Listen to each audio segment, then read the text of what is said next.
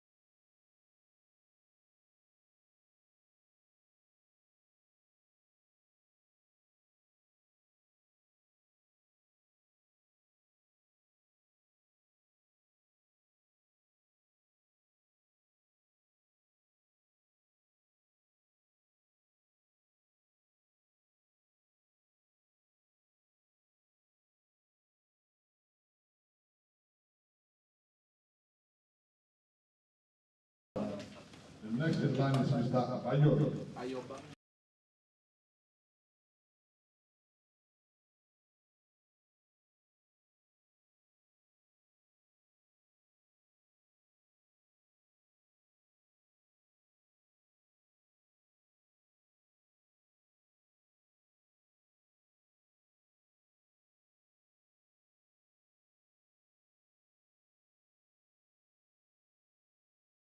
This especially because she's from the presidency, whom the presidency has graciously sent to us as a sign of I'm sure she's no stranger to most of us on Facebook. She's a prolific writer and a prolific defender of this government for obvious reasons. She's a liberal practitioner.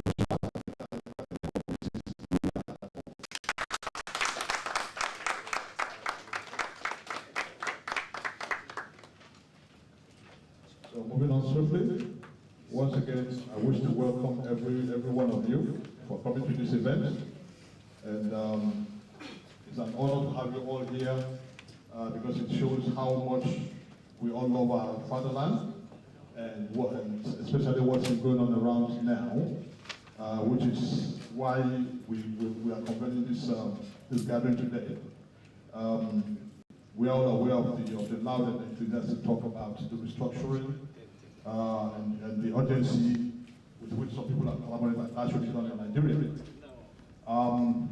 The palace restructuring has recently, as we all aware, become one of the most discussed subjects in public discourse about Nigeria, both in Nigeria and everywhere else in the whole world now. However, this discourse, is eliciting mixed reaction from one and near. Some are for the restructuring and some are not for it.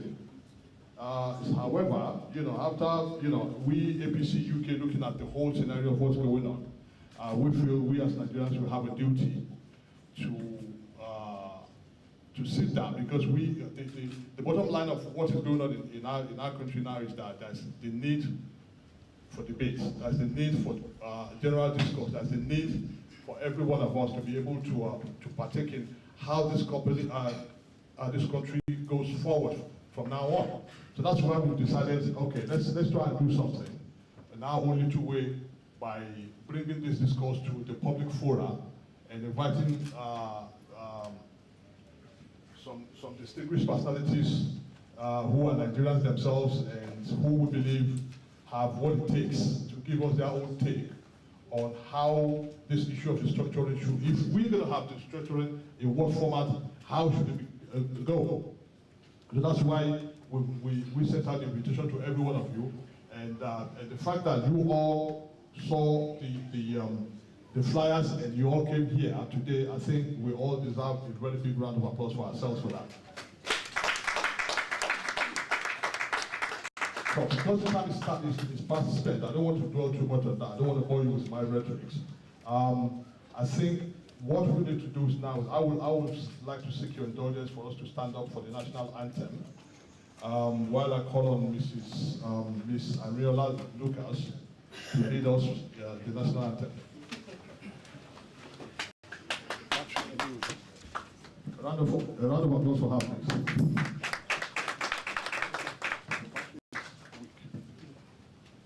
Hello.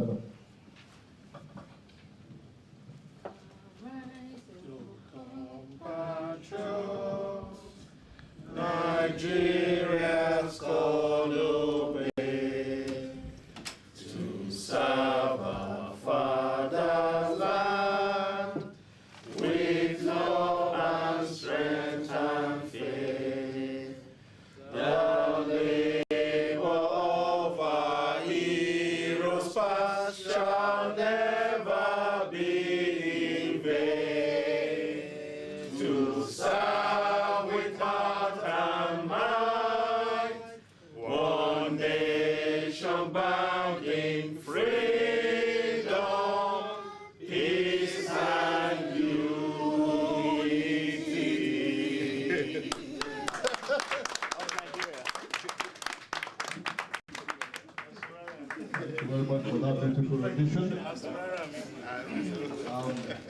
Moving on swiftly.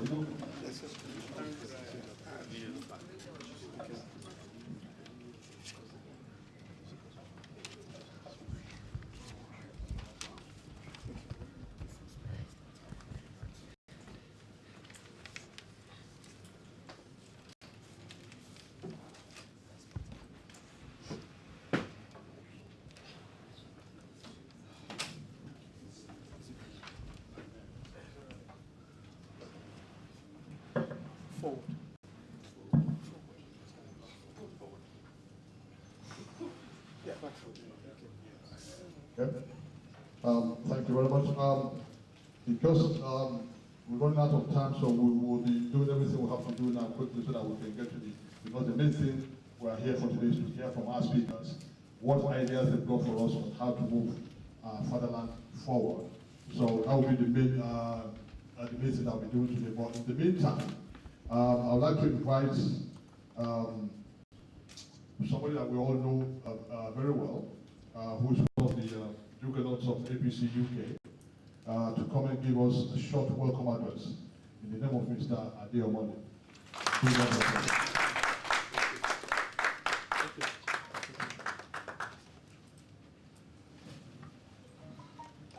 Good afternoon, distinguished speakers. Good afternoon, distinguished ladies and gentlemen. I have a long speech here that I was thinking about delivering at this event, but due to the time that it's taking and the fact that we're running a little bit late, I'm just going to say a big thank you for coming in today. It's we know it's how difficult it is to come in on a Saturday, but we really do appreciate, especially our guests from Nigeria. We've got two of them here with us. Thank you so much for coming. It was tough, it was very difficult, but we got there at the end of the day. Thank you so much for coming. To our distinguished speakers, again, I would like to say a big thank you for coming, and also to you, distinguished ladies and gentlemen. A big thank you for being here today. We really appreciate your being here, and we are actually sure that you will be thrilled, you will be challenged, and you will also be inspired by the speakers that will be speaking later today. Thank you so much, and thanks for coming. Thank you.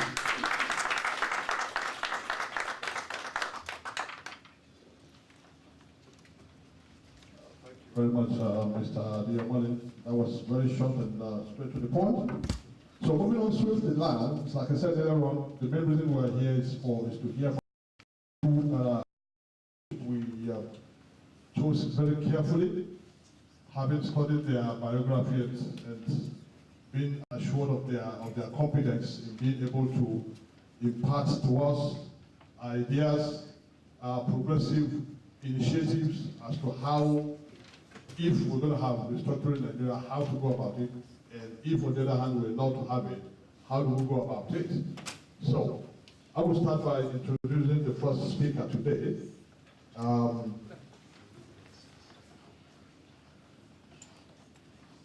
Who is meant to be Professor Adewale, a lecturer in procurement, logistics and supply chain management at the University of the West of Scotland.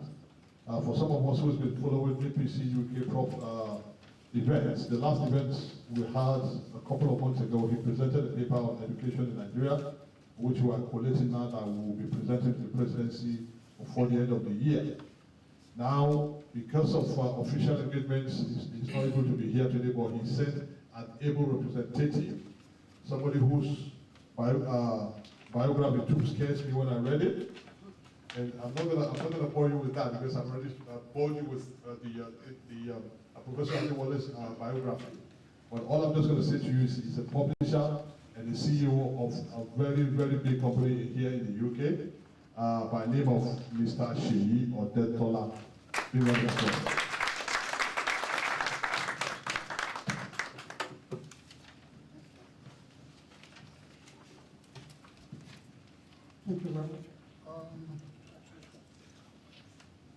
The question here is restructuring or no.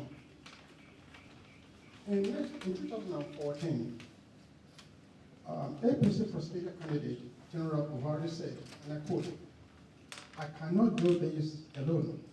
Each one of you and I must work together to get our economy on the right track." It further went on to say that we need to mend our broken lives, infrastructure, institutions, and the overall society. You must help me to reform our routine political system by getting involved, taking responsibility, and working together as a team. Professor Badewale gave me an 11-page document to read, but because of the time, I won't be able to go through this.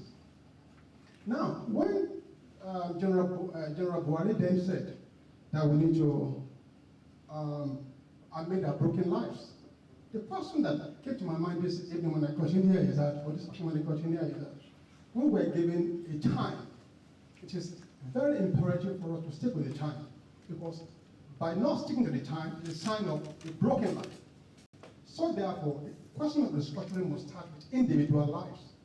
We need to think and actually have a rethink as well. I would like to actually appreciate our presidency that is in here today. So I observe all protocols and I actually say the same thing to all distinguished speakers and all the APC members, our non-APC members that are here. Ladies and gentlemen, thank you very much. As I've said, because the paper is quite lengthy, I won't be able to go through it, but one thing that stands out when I was speaking to Professor Jewel last night is that he said to me that he believes in restructuring. He went further to say that restructuring is the key that we must actually embark upon. He went through the historical precedents of Nigeria. He mentioned right from 1960, even pre-1960, he said that we've been having this question of restructuring. He mentioned all the constitutional provisions we had before independence and post-independence. That he also asserted one thing. He said that in his mind, he believed that we need to actually ask ourselves a critical question, or some critical questions. And one of the fundamental questions is, what do we as Nigerians need? Because we've been hearing what the elites or the elites need over the years. We've heard the question of the use of elongation of power when President Obasanjo was there. We've heard the questions of confab during the time of President Jonathan, and a number of issues came up during this period. Now, Nigeria is faced with the crisis of political and economic, religious, and agitating restructuring. The voice of this country, to my mind, is as confusing as the challenges facing Nigeria today. We are all aware of what the nation is going through today. We have former President Olusegun Obasanjo, Goodluck Jonathan, and the Vice President Atiku, who gave various versions of what restructuring ought to be. But in all this, none of them basically asked the question, what do Nigerians want? We've got the National Assembly that came up with various constitutional reforms. But then what have those reforms produced in Nigeria? So therefore, we'll be positioning this position. That is to say that the A to Z of what an average Nigerian wants. And I think, or we think, that should be the basis of what we call restructuring. Because there's no point in restructuring a country or a state that isn't actually maybe meeting the needs of an average Nigerian. We need to ask ourselves, do we need to actually reform our educational program system? We've discussed about that in the past. Do we need to talk about health system? We've talked about that in the past. So therefore, I'll be focusing on the divergence A to Z of clamoring of both the elites and Nigerians. The A stands for Elite Discourse Association, but Nigerians are talking about agriculture. B, we've been told that the elites talk about bailout, economic bailout. And the Nigerians are talking about building infrastructure. The C part of it is that the elite is talking about the constitutional reform. But the question is, do we really need that? I don't think so. Nigerians are talking about the Commonwealth. What have we done with the Commonwealth in the past?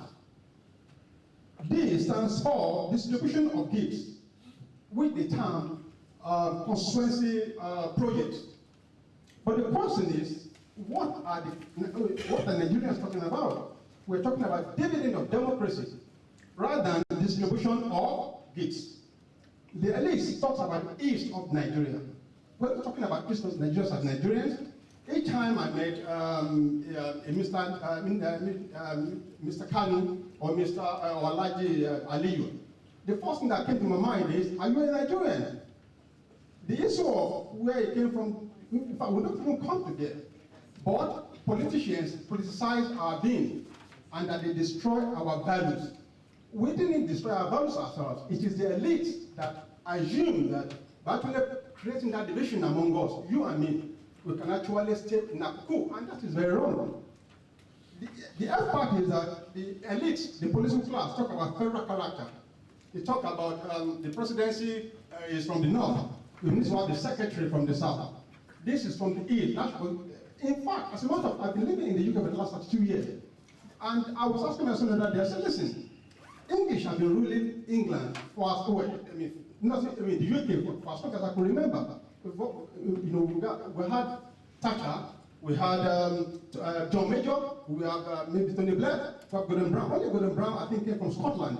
Virtually every single one came from or are from England. The question is, an Englishman or a Scotsman ever raised the issue of marginalization? Why do we raise that question? It isn't our talk, it is the talk of the elite. So when we're actually talking about restructuring, we need to say to them that we don't even care who rules us. All that we care for is to actually have food on our table. Now, the key part is, the elites talk about the government and offices of government.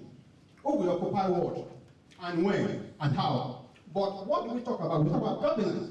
And what is governance? Provision of basic amenities. What is governance? Provision of food. What is governance? Provision of structured economy. What is governance? A system whereby we can say that this is my system. That is what we're talking about here today. Now, the elite does what? They hawk straight all the time. They don't even hold their meeting in the daytime. They hold it in the thick of the night because they don't want you and me to hear about it. But we talk about housing. If you go to the average part of Ajigule or anywhere, even virtually every part of the country, you've got slums springing up daily. Why do we have that? We've been having restructuring over the years. As a matter of fact, if Nigeria if we have a divided country into more than 700 countries in Nigeria, nothing will still happen because these elites have got the grip of Nigeria. We need to take it from them. We need to take possession of it. And how do we do it? We'll be talking about that later. The I part of it is that the elite talks about international trade. Why do you talk about international trade when you're not even fed in Nigeria that are even at home? We need to look inward and talk about, but we talk about internet democracy. When they talk about what? International trading. Another thing that struck the professor's mind is this. Why the elite talk about JAC, which is Joint Allocation Accounts Committee. That is where they distribute or they redistribute among themselves all the monthly incomes of the country. We have all the state commissioners of finance go to Abuja once a month to collect this money. And then when they get to the various states, rather than distributing the money to where the money should go to, they distribute the money amongst themselves. What do you talk about as Nigerians? We talk about how to move Nigeria forward. That is to say that we talk about joint and collective effort to move Nigeria forward as a people. The key part of it is that the elite, the romance kings, we've recently heard about how the governor of Oyo State, at the stroke of a pen, brought to being over 30 obas at the time. This is a state that was supposed to even pay salaries for months. We should not be talking about that. That is not what an average Nigerian needs. Why they romance the kings, we do what? We romance our kinsmen. Who is our kinsman? You and me. We talk about the fate of Nigeria together. And the L part of that, why the elites, they launch projects, meaningful projects that are not even meaningful at all. Why relevant projects? We ask and we demand for legacy, projects that can actually move from generation to generation. When I got to this country in 1984, there's some areas that I met when I got in. I was there recently, and the whole place was overturned. I couldn't believe that this is where I saw in 1984. That is how a nation can move forward. If you restructure from now to tomorrow, without actually have that conscious mind, that conscientious spirit that we need to move the nation forward, then we're wasting our time. Then we have the question of the elites, the politicians. They always talk about ministries. parastatals and agencies of government, because that is where they make their money from. But then what do you ask for as a Nigerian? We ask for multinational companies that can actually move Nigeria forward, create employment, remove unemployment. That is what we are asking for. Another thing that the professor mentioned was that we need to look into the end of the components of the A to Z. That is to say that why they only talk about the north of the nation. They talk about the north being a geographical area. They talk about the north being an area that has actually amassed the wealth of the nation for many years, which is not true anyway. What did the elites talk about? What did the Nigerians talk about? We talk about what we call one Nigeria. They talk about the north, we talk about Nigeria. And then the other part of it is that when the elite or the politicians talk about the opposition party, they talk about the opposing view. Nigeria demands for opportunities. Opportunities to make you and me great, to make our children live in a country that can actually be a country to them. UK, as a country that I've adopted over the years, has done me well. But the question is, what does Nigeria prefer for me? In 1984, I left Nigeria because of what we call a draconic government. I was a student, at the Polytechnic then, and that we went on the strike, which we organized. And the next thing we saw was that then Colonel Okwala went chasing us.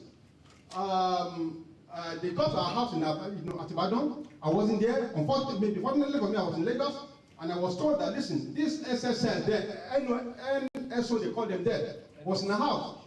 They told me in Lagos, and from Lagos I went to Benin Republic, and from there I got to the UK. That was in December, that was in 1985, sorry to say. That is where I became, in court, a political refugee as far back as 1985.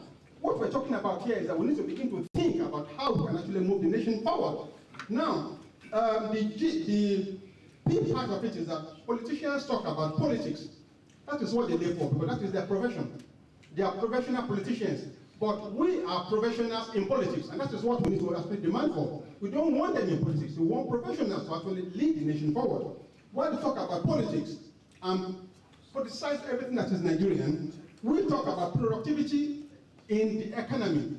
That is what we need to demand. At least talks about quantity. They want to create as many schools as they can without provision of quality services.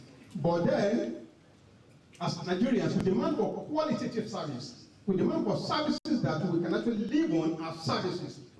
And the other part of it is that while the elites talk about regionalism, we demand regeneration of our nation. We don't need restructuring. We need to regenerate our nation. And that regeneration, according to what President Obasanjo said, starts from the mind. We need to have a mindset that says that if a program was 2 o'clock, let us be there at 2 o'clock. If it's 3 o'clock, let us stick to the concept of 3 o'clock. There's no point in actually asking for a change, whilst we ourselves are not even changing. Change mantra must start from you and from me. If, for instance, you are time conscious, for instance, you are able to actually identify what it is to actually be responsible as a person, then the nation will begin to move forward as a place. The X part of this is that the elites, they move, they position us in the position of servitude. They keep us as slaves. That is by default. I don't think they meant to do that. But by not providing basic food, by actually expecting you and me to actually ask for our medical fee from them, our children's school fees from them, that is to say that they're putting us in the position of slaves.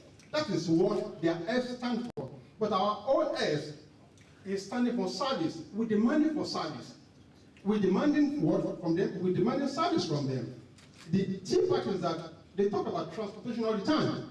We've got the concept of the BRT and some other transportation systems across the Federation. But what we are really asking for is mass transit that is connected. That is needed.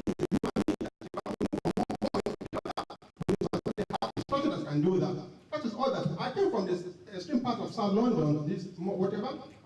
I timed myself. I went through the Google map. How many minutes were to get here? And the Google map was telling me that I needed 5 minutes. I said, wait. Then in that situation, I need to actually give myself extra 15 minutes. And exactly 55 minutes, I was right at the door of that place. That is what we need. And that is what you and me is asking for. We need what? Mass transit that is connected. That will make our life meaningful, not the political restructuring that will favor them. That has been favoring them since independence, and that's what they're asking for now is something that can actually make them to live better, not you or me. Now, we're looking at the concept of you. It takes us, in fact, it takes time to agree with this with Professor. The professor that he believes that the elite is united in creating suffering. And he said it is by default, not on purpose. And I asked, I said, why? He said, I should look back and flash back.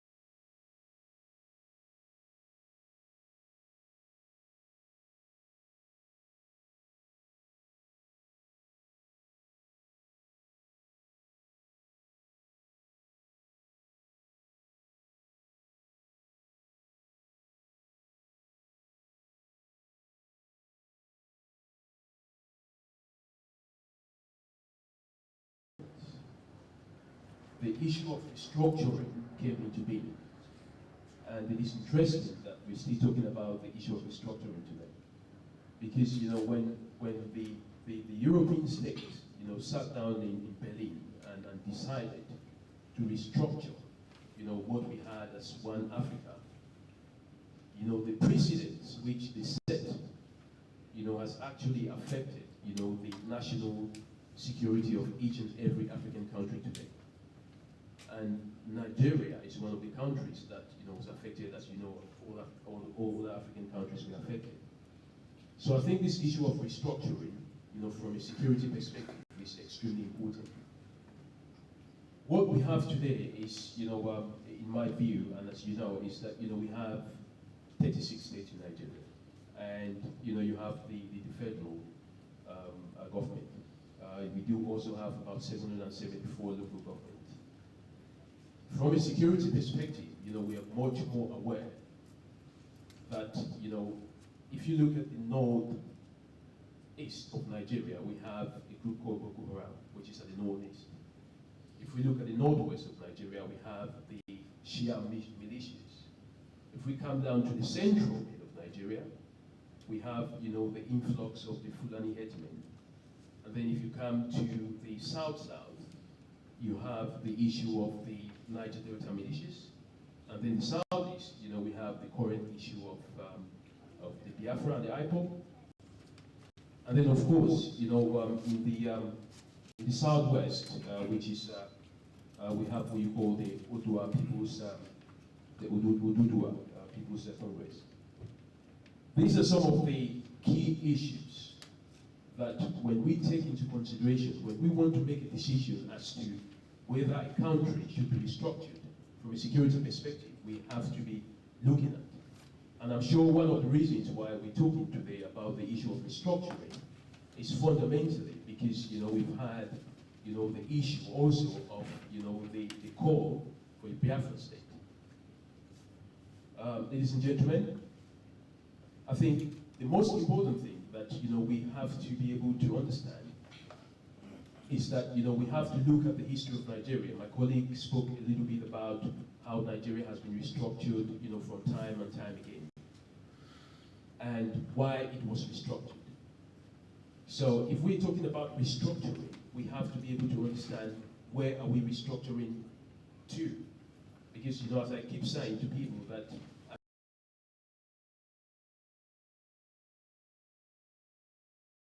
you cannot measure progress by taking a step forward. So what we have to do, you know, as goodwill citizens of Nigeria, is to try and understand what would be the security implications. We know that, you know, there are economic, there are political implications, but what would be the security implications if we then restructure Nigeria from what it is at the moment to something else? Of course, you know, we here cannot determine what the country can be restructured to. But, you know, the question that we must also be able to ask is, how many times do we keep restructuring the country? And where do we stop? You know, but we also do understand that, you know, change is also permanent. So which means, you know, the issue of change has to come into being. But how does that change come into being?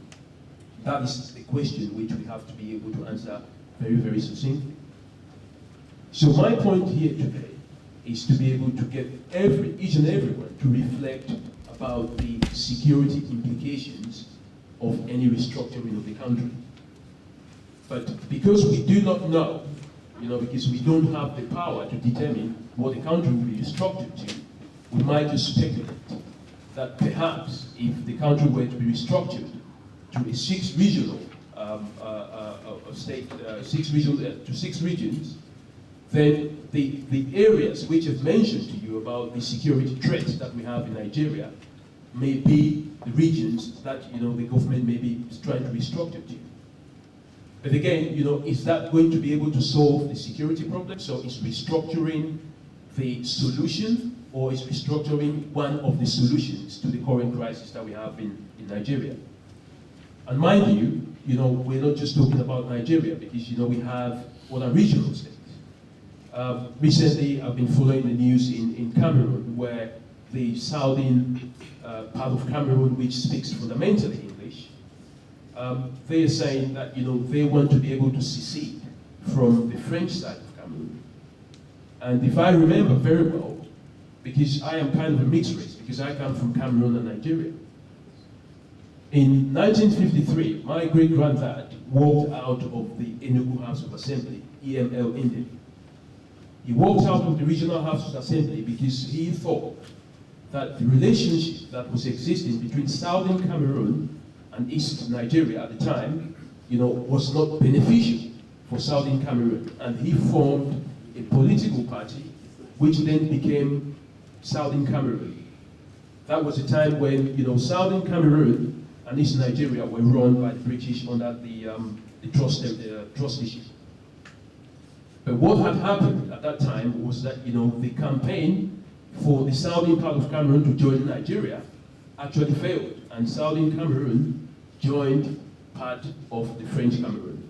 So you had that restructuring from being part of Nigeria to being part of French Cameroon. And then today, what we're saying is the southern part of Cameroon saying they are not happy with the relationship that they are having with the French part of Cameroon. So the question that we're talking about today is another part of the country, which is virtually Nigeria or virtually Cameroon, saying that they want to be able to secede from one part of the country to another or become independent. So what I'm trying to say is, when it comes to the issue of Africa and the issue of restructuring, this is the tactics. I happen to find myself, reading some of the deliberations that the Western countries had when they were doing the Berlin Conference of 1885. And part of that deliberations was that, if you divide the African continent, they will become weaker. And if you divide them with other European countries that have different cultures, they will become even weaker. So when the British, and the French, and all the European other countries were pursuing their interest of restructuring Africa, it was for their benefit. So my take on this is, we've come to a point where we are at the edge of the cliff. And we have people who have clamored that instead of Africa being, divided, it is better for Africa to be united. But if we keep on dividing ourselves from one entity to another, from 19 states, or from 6 regions to 19, and then possibly to 26 or to 36, or we want to add another 10, this is a further division of, our strength. I think what needs to be done is, we have to look into responsible leadership. We have to be able to hold our leaders to account. We have to be able to have them to be responsible for their acts. Because that is the only thing that is going to aid us. That is the only thing that is going to aid us in terms of development. I do, because I went to Libya recently, and I do envy the fact that, people like Muammar Gaddafi, they had their evils, and they had their good things. But they clamored for one Africa. And we are still looking at the situation whereby if we clamor for one Africa, that is what is going to make Africa great. Because, if you look at what the Americans are doing under Donald Trump, they're simply saying, we want to make America great. But we cannot be making Africa disintegrated. So I think, when it comes to the security of Nigeria, or the security of neighboring countries, or the security of Africa, the issue of restructuring has to be for us not to go forward, but to go backward on how we started when the Berlin Conference was held in 1884. Thank you very much.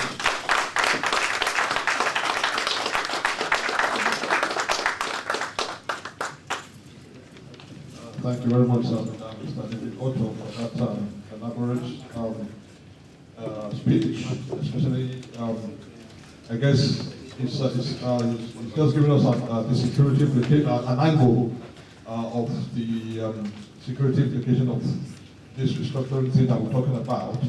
And I guess perhaps, if I get it correctly, it says, because we're at the edge of a cliff now, I think the sensible thing for us to do would be to reflect and probably take a step backwards and be able to, then we'll be able to know whether we're going forward or we're going sideways or whatever. Thank you very much again, sir, for that narrative.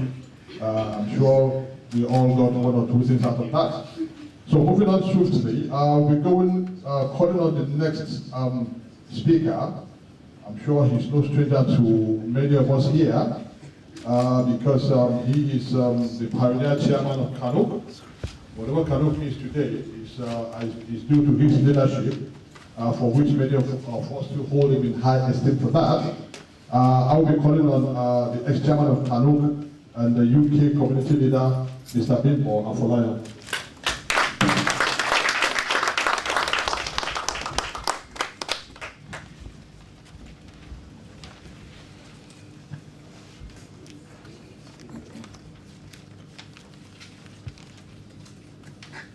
Good afternoon, ladies and gentlemen. First of all, let me thank you for inviting me here today. And also, let me make a correction. I was the second chairman of Kanuk, actually. The first chairman was Dr. Makabani. And because of that, I'm actually going to be using the Kanuk experience for restructuring. Restructuring. My first question is, or my first point is that this is a hot topic. It is not something that we can discuss here, that's for sure. Whatever we're going to be discussing here will be, I would say it's an introduction. So I'll be challenging the organizers.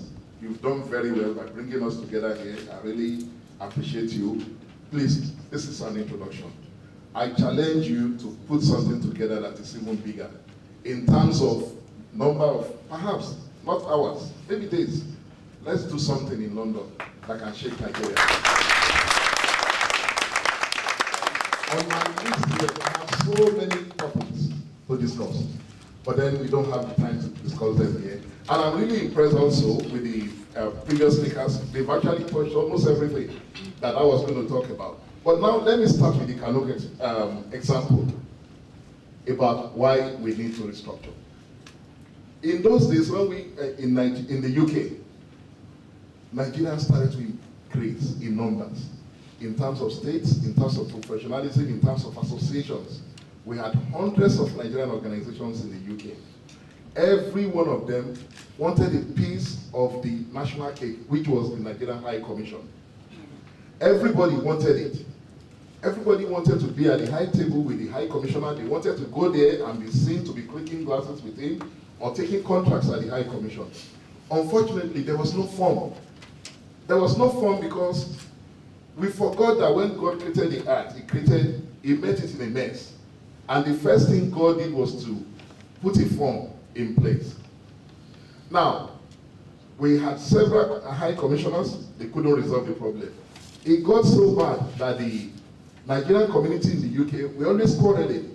So we had people who were quarreling along professional lines, they were quarreling along ethnic lines. They were even quarreling along religious lines at a point, to the extent that they went to court. And then we had somebody who was a master administrator, and that was Dr. Christopher Kolade. He came in, he met the Nigerian community in a mess. And he said, if we want to talk to the Nigerian community here, these are giants. We're supposed to be giants in the UK, amongst the ethnic minorities in this country. But then we were like ants, more or less, always fighting amongst ourselves. He then called leaders of all these associations, called them to the Nigerian High Commission. I was privileged to be one of those people that were invited to the High Commission. Then that was 2004, 2005. And I was leading the Association of Nigerian IT Professionals at the time. So he then said, why don't you form a body? Every one of you, why don't you put yourselves together, put a constitution together that can clearly state the role of every organization. So you will have professional bodies, you will have state associations, you have cultural associations, you have sporting bodies. Organize yourselves in the way that you agree how do we run to become chairman or to become secretary, to become, any position that you want. And then also talk about how you want to deal with yourself within the community. Behold, we had people like, some very, very brainy Nigerians in the UK came together, formed the committee, and they came up with a superb, not a perfect constitution, but they came up with something that was really, really good. And that constitution then designed an umbrella body that will be more or less like an umbrella. Not powerful, not more powerful than the associations that make it up. So now we have Association of Nigerian Medical Doctors, we have IT professionals, we have state associations, and we have all of these associations. Now, I'm not saying that it's perfect yet, it's not. There are still issues. But then we had a starting point. That starting point, we've never, ever established it in Nigeria. We've not established it in the sense that there has never been any time when in Nigeria we had leaders of all the different ethnic nationalities, of all the interest groups, being elected by members of the communities to represent their interests. What we've always had are politicians putting people forward into the houses of assemblies, into the House of Reps, into the Senate. People like that can never, ever, by Nigerian standards, where we are driven by poverty, will never represent those people that they claim to be representing. That's a fact. Now, the problem we have in Nigeria, now let me tell you about my Biafran experience, so that you can now try to think about the problem in Nigeria. It's really deep. Recently, I was reading a lot of hate mails on the internet, and this is what I do behind the scenes. Many people don't know that I do a lot of troubleshooting behind the scene.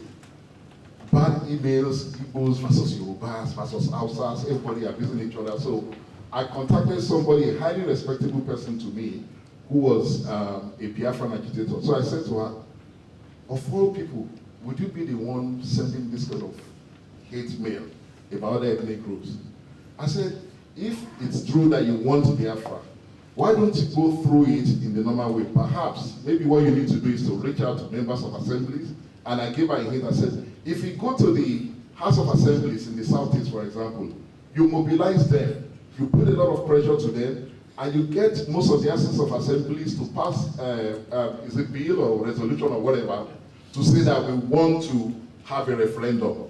And then you reach out to states in the Southwest, reach out to states in the Middle Belt, and do something like that. Don't you think that would be better than the situation that we have in Nigeria? Guess the answer she gave to me. And she said, Mr. Bimbo, that will never work. I said, why? Because those people are in government, they are enjoying it now. Let's look at where the problem is coming in Nigeria. Why our restructuring needs to be, we need to think about it very clearly. What she was saying to me is that the people who are agitating for restructuring today, or people who are agitating for Biafra, are actually people who are out of government. And if you look at the trend in Nigeria, most times when people are in government, they don't want restructuring. Have you noticed it? So it means that the problem we have is with the mind.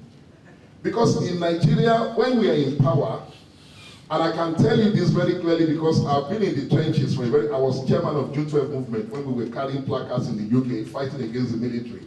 And I can tell you that some of our colleagues went back to Nigeria, became governors, they became ministers. Guess what? They became worse than the people that we were complaining about. It means that every time Nigerians are saying they want a change for themselves to get their own slice of the cake. That is the problem we are having in Nigeria today. Because when you look at all the lists, I have a long list here, because we can't go through them today because of the timing. Now, when you look at all of the lists, do we need restructuring? Obviously, we need restructuring. We need to have restructuring in Nigeria. But then, those who are not talking about restructuring are the ones who are enjoying it now. Let me tell you what happened during the last government. The last government actually called a conference, a national conference. But guess what happened? They called the national conference because an election was about happening. And they used that to win the minds of Nigerians. And guess what they did with the report of that national conference? Nothing. Which means that it's true, the last government actually put a conference together, but they never used it. So they never used it because they never actually genuinely want a conference to talk about restructuring. So now we have another government that is in. Some of us happen to be members of, my organization was a member of NADECO Consultative Council in those days, as June 12 movement. And I know that one of the planks of the NADECO in those days, which is part of this government today, is for Nigeria to be restructured. But today, do you hear about restructuring from that side of Nigeria anymore? No, because we're in power. So what we need to do, first of all, and this is where I'm going, just to round up, is that we in the diaspora, we have a lot to do to support our country.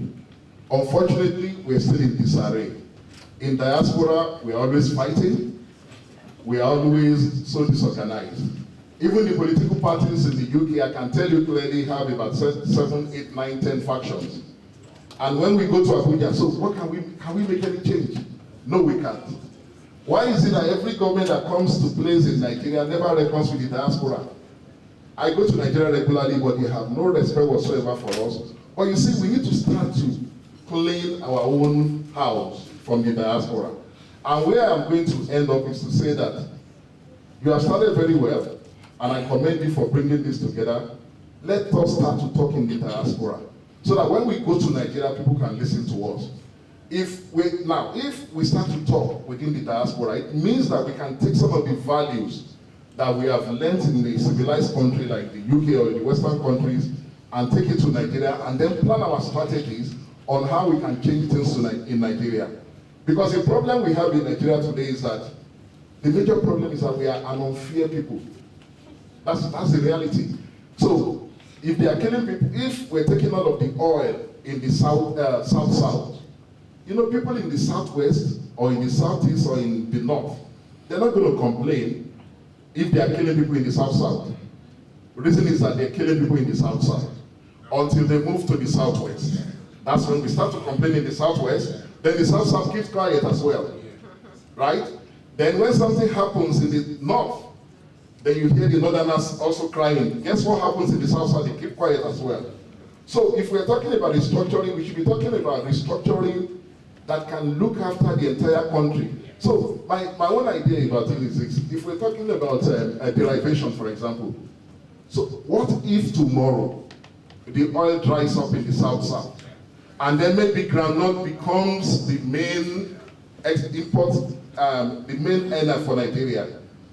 Do you think the people in the north, do you think they will still be saying no to restructuring? No, they will now be in the forefront of restructuring. Have you seen what I'm talking about?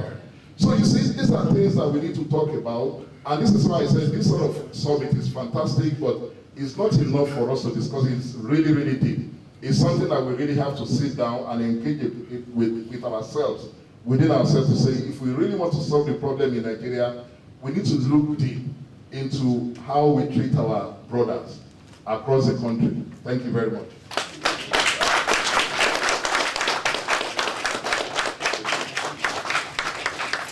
Thank you very much, sir, for that incisive input, more or less retrospective in nature. We'll be moving on swiftly again. We still got about 3 more speakers to go through.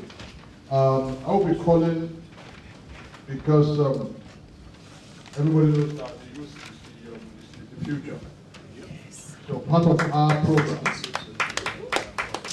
program as APC UK is to encourage the youth in our midst, to begin to give them a platform to air their views, because the first speaker said that our leaders were just telling us what they think we need. Nobody's asking us what we really need.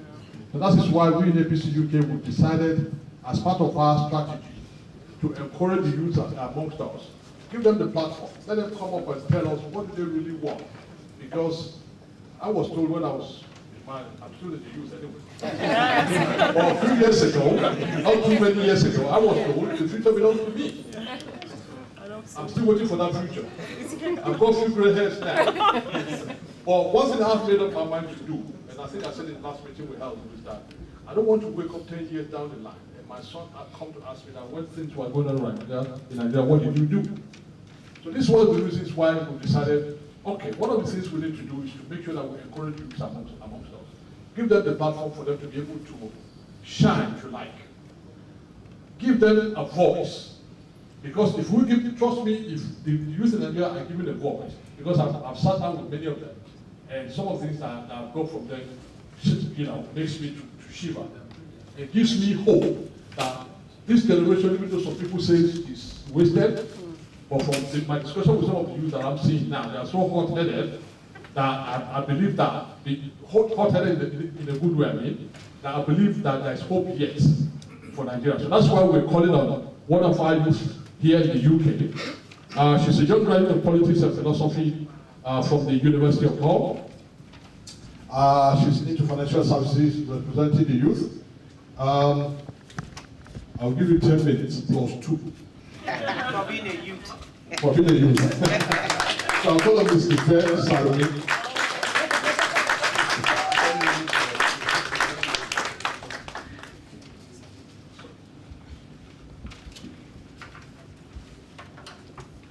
Hello everyone, good afternoon. My name is Ife Sarami, and as our host for the day has mentioned, I am going to be representing the youth of APC and our views for the diaspora youths in the UK.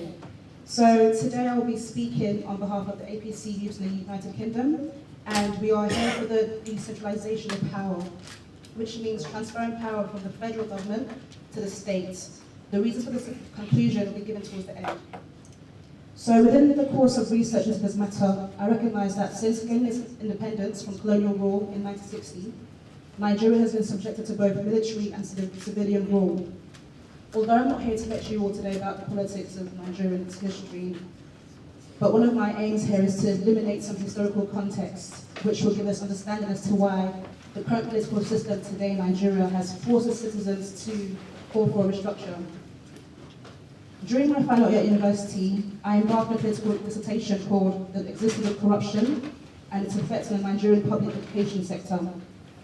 During the course of this research, I discovered that corruption was like a cancer which was created to eat into the fabric of the society long before Abacha, Obasanjo and Buhari's administration, and now it has spread out so much that it's impossible to even kill.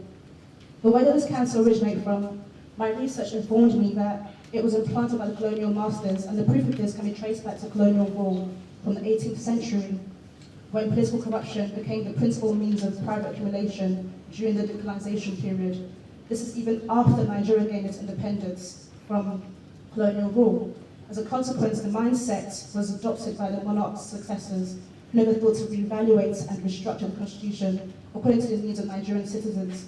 Therefore, political corruption became a social virus of fraudulent antisocial behaviour deriving from the British colonial rule and became nurtured within the political fabric of Nigeria.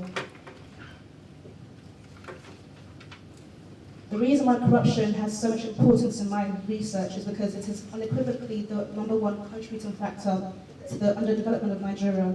Moreover, it is the reason why frustrated Nigerian citizens are demanding for a restructure of the political system, because there's just too much concentration of power in the federal government. Hence why the abuse of power and the manifestation of political corruption can exist without it being addressed effectively by the judiciary. To continue, during the time I was conducting my field research into my thesis, I witnessed the diabolical effects of political corruption in the lives of Nigerian youths. It seems as though youth empowerment is just a facade in Nigeria, as there are records illustrating a lack of investment into youth empowerment.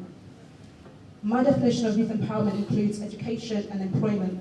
Yet, the Department for International Development reports that out of the 185 million people living in Nigeria in 2016, 118 million live on less than £1 a day. Now, I don't know about you, but in a day, I spend at least £15. So imagine living on £1 a day. It's poor.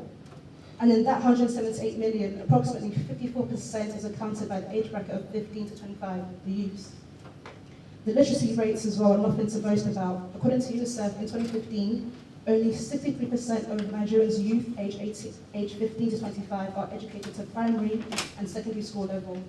Some educators in the public education who I've interviewed have stated that their literacy skills are often substandard when compared to developed nations. Additionally, employment rates of the same age bracket of 2016 stood at 25%. I'm not here to dish out facts and figures just to sound politically correct, but to prove the necessity and importance of youth empowerment in Nigeria. Social scientists maintain the view that when the youth are empowered, it benefits the nation socially and economically, because it prepares and equips the Nigerian youth for the working world and develops their positive societal input. Additionally, once employed, they start to earn and spend and thus contribute to the economy, thereby advancing the economic growth of the country. And since over half of Nigeria's population is occupied in the 15 to 25-year-old age bracket, that is potentially millions of naira that they can contribute to the nation's economy per annum. But this can't happen if they're not listened to. How do you expect prosperity of the nation to occur when the government has not invested in the development and empowerment of Nigerian youths, who will be the pioneers of generation of change in Nigeria? Fabomi states that in Nigeria, education is administered by the federal, states, and the local governments. The Federal Ministry of Education is responsible for overall policy formation and ensuring quality control, whilst primary and secondary school education is largely responsible for the responsibility of the state and local governments. However, due to the centralization of power, again, in this public sector, there is no effective regulation of resource allocation within states, which is why the public education is ranked as the 5th most corrupt sector in Nigeria by Transparency ORG. News of bribery between students to teachers, months of unpaid salaries to teachers, and the looting of public funds allocated to public schools, disappearing without a trace, are very common and frequent in Nigeria. This occurs due to the high concentration of power bestowed onto public officials who abuse that power in this sector. For these reasons is why most Nigerian youth support for a restructuring of the structure of the constitutional political system in Nigeria. Decentralization of federal government enables those in power to be able to act according to the needs of many citizens, and not for the few individuals with ulterior motives. Decentralization of power cuts down bureaucracy, therefore regulation of power is more effective. To add to this, it enables the federal government to focus on the constitutional agreements, such as job creation, national security, and economic prosperity of the nation. Whilst the states can focus on, for example, the responsibility of ensuring public funds are being allocated to education and youth empowerment incentives in the nation. When states are given the responsibility of ensuring that youths are educated at optimum level, that will enable the state to concentrate on employment for these youths after they graduate, rather than waiting for federal government to give them financial funding. This in turn avoids conflicts of interest within states, less disarray on the distribution and allocation of resources, and smoother process of the legislation surrounding the lives of our youth. From the perspective of Nigerian youth living in the UK, I want to feel valued in my country still. I want my voice heard, and I want those I vote into power to act on behalf of my interests. If the current political system has failed in the duty to deliver to citizens, then let's reconsider the structure and address the problem of concentration of power within the federal government. In conclusion, I stand here to represent the interests of young people in Nigeria. They are eager to learn, to lead, and to make a positive impact in their country. But the federal government seems to ignore their voices altogether. Therefore, we must wake up and realize their potential, and actualization of this potential can only be achieved through youth empowerment in Nigeria. Thank you for listening, and God bless you.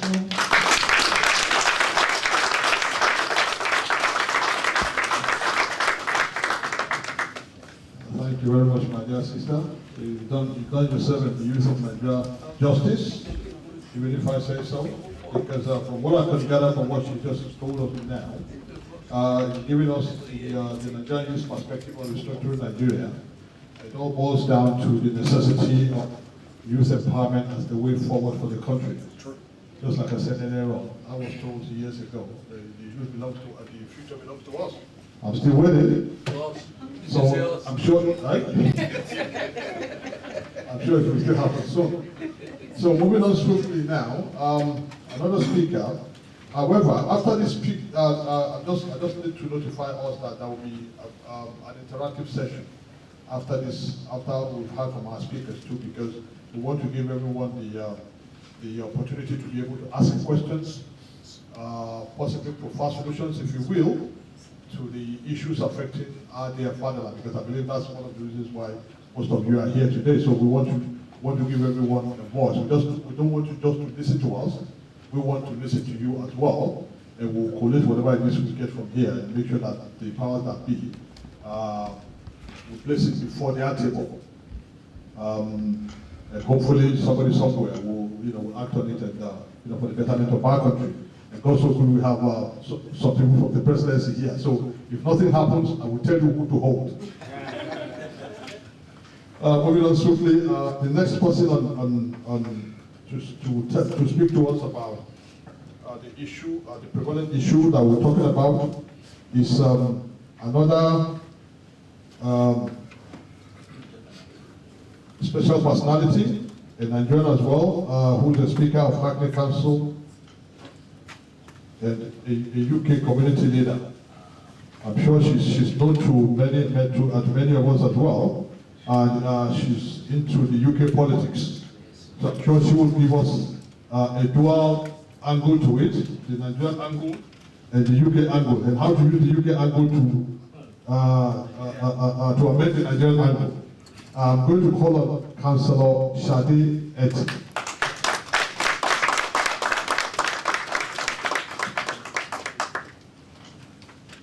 Good afternoon, everyone. My name is Councillor Shade Eti. First of all, I really have to apologize for coming late. I was out doing one of the things we do, which is canvassing and knocking on doors and having stalls, because election is around the corner next year. So we don't wait till when the election is now. The campaign has started now. And I hope you will not all be surprised if I extend an invitation to APC to say, look guys, why don't you come over and assist us in knocking on doors or giving out leaflets so that you can have a feel and a practical way and see how we do things here. Thank you. I think that deserves a round of applause. Yeah. Thank you very much. I'd like to say a big thank you to the organizers of this great forum of discussion. It's a great privilege for me to be here this afternoon and to be given a few minutes to have a discussion on restructuring of Nigeria. I am a bona fide Nigerian. I came to this country in November. I will be 13 years in this country. So my upbringing, everything is Nigeria. I grew up in Nigeria, a member of a political party before coming to this country.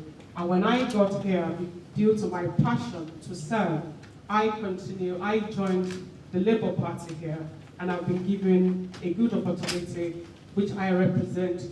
I'm a councillor in Cleethorpes Ward and former Speaker for London Borough of Hackney. But at the same time, I am the champion for No Place for Hate in Hackney, and also the chair for Hackney Faith Network Forum. So,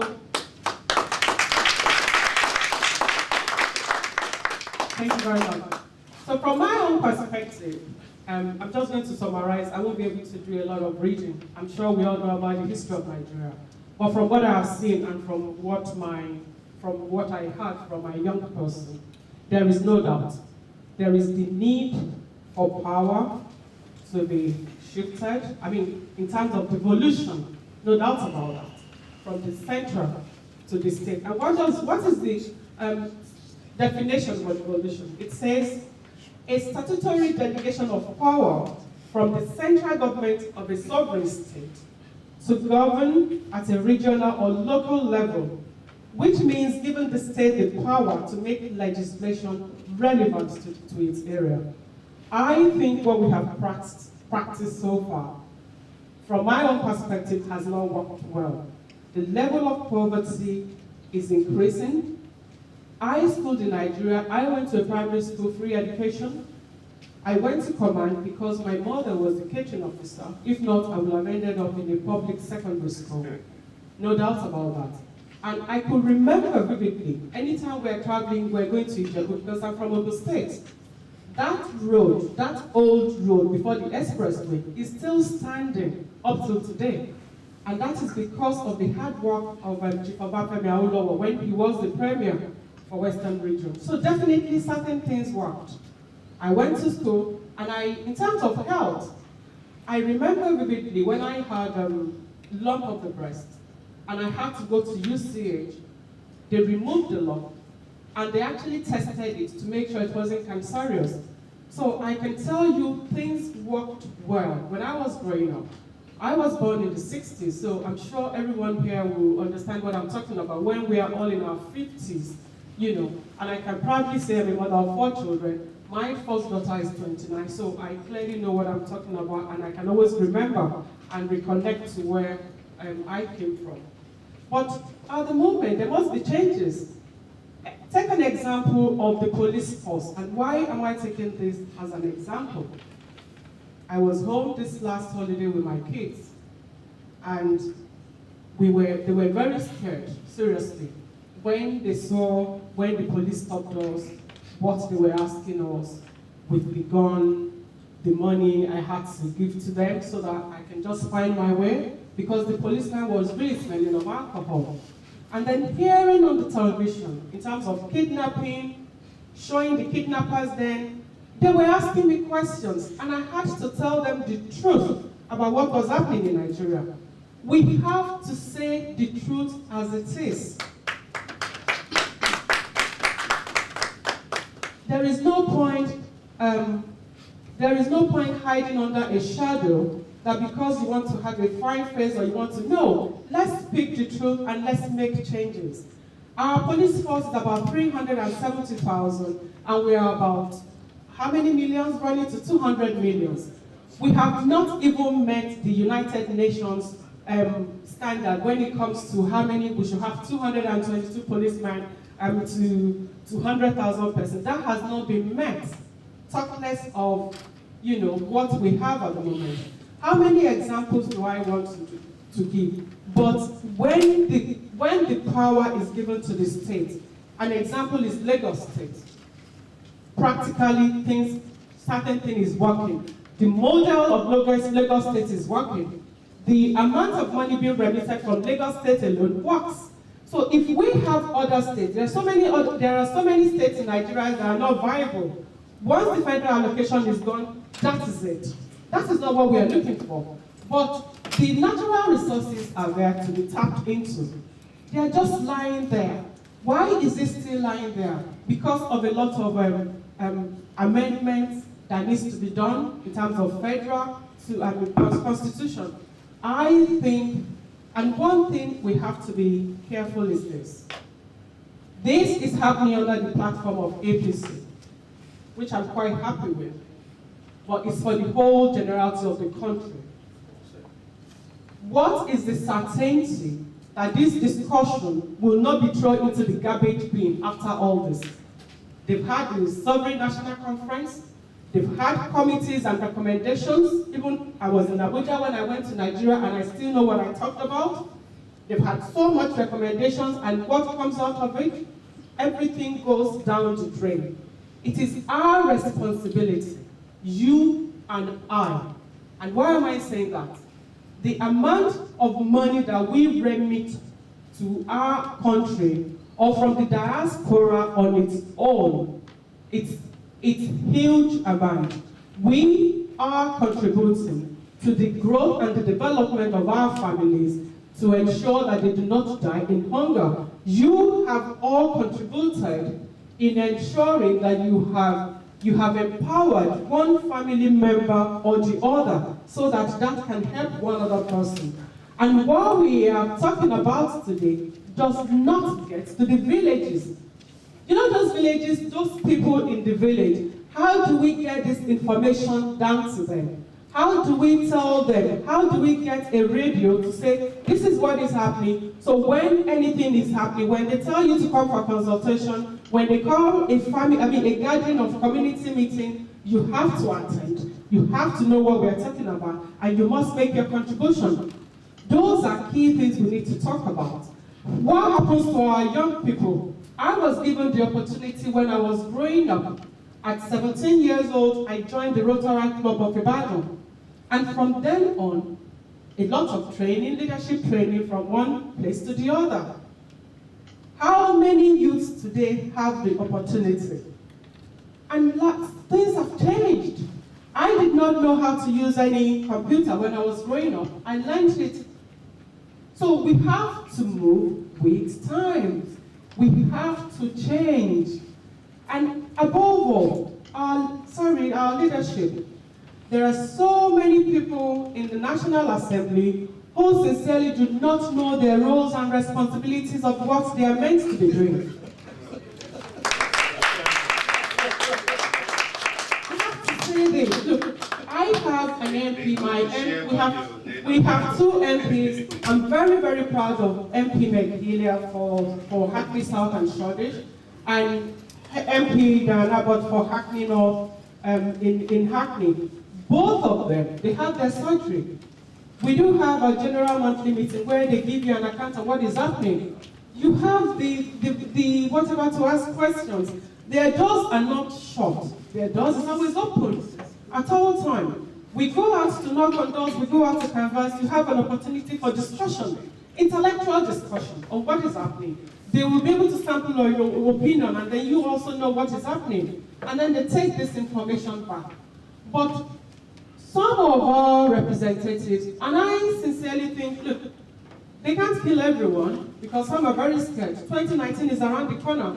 Whatever anyone can do, it is not everyone that has to be there to go for elected position, but in any capacity that we can support anyone that is going there so that we can have the right kind of people. If we don't have the right kind of people, we are still going back to square one.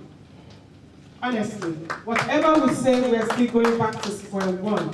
So as I was saying, education, healthcare, water, security, all can be handled better at the state level, which will encourage the states to have their own state police as well, build more hospitals, and improve the well-being for their citizens. Let me just round it up. What do you think oil has been to us? Has it been a blessing or a curse? A curse. But in the mismanaged blessing. I like that. A mismanaged blessing.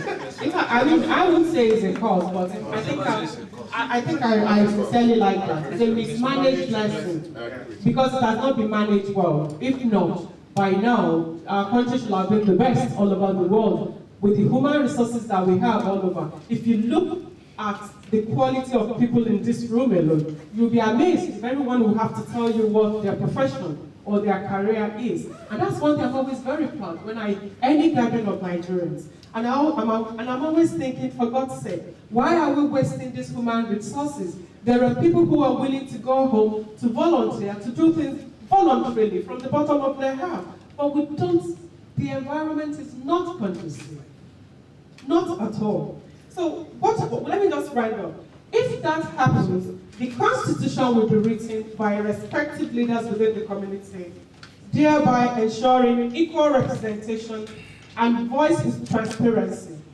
As you know, virtually every segment of this country has at one point or the other complained of marginalization by one or more segments.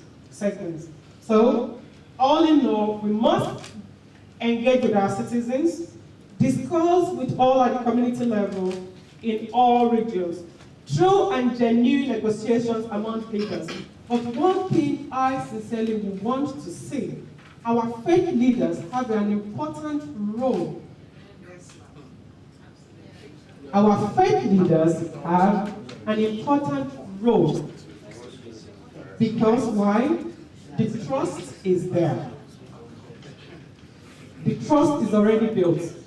Their members trust whatever they say. So we can clearly use that platform to get this message across to millions of people easily, both in churches, mosques, all over in Nigeria. We can clearly use that medium. And I personally, this is my own point of view, I will want religion to be taken from state and state from religion. Whatever constitution we have, nothing should be based on religion. Let us have a neutrality. Your religion is personal. I'm a Christian. I'm very proud of it. I have Muslim friends. I have Jewish friends. I'm attending a Jewish event tomorrow. And I know they had a beautiful new year. They just started another new year. I have atheists who do not believe in God. And there are several others like that.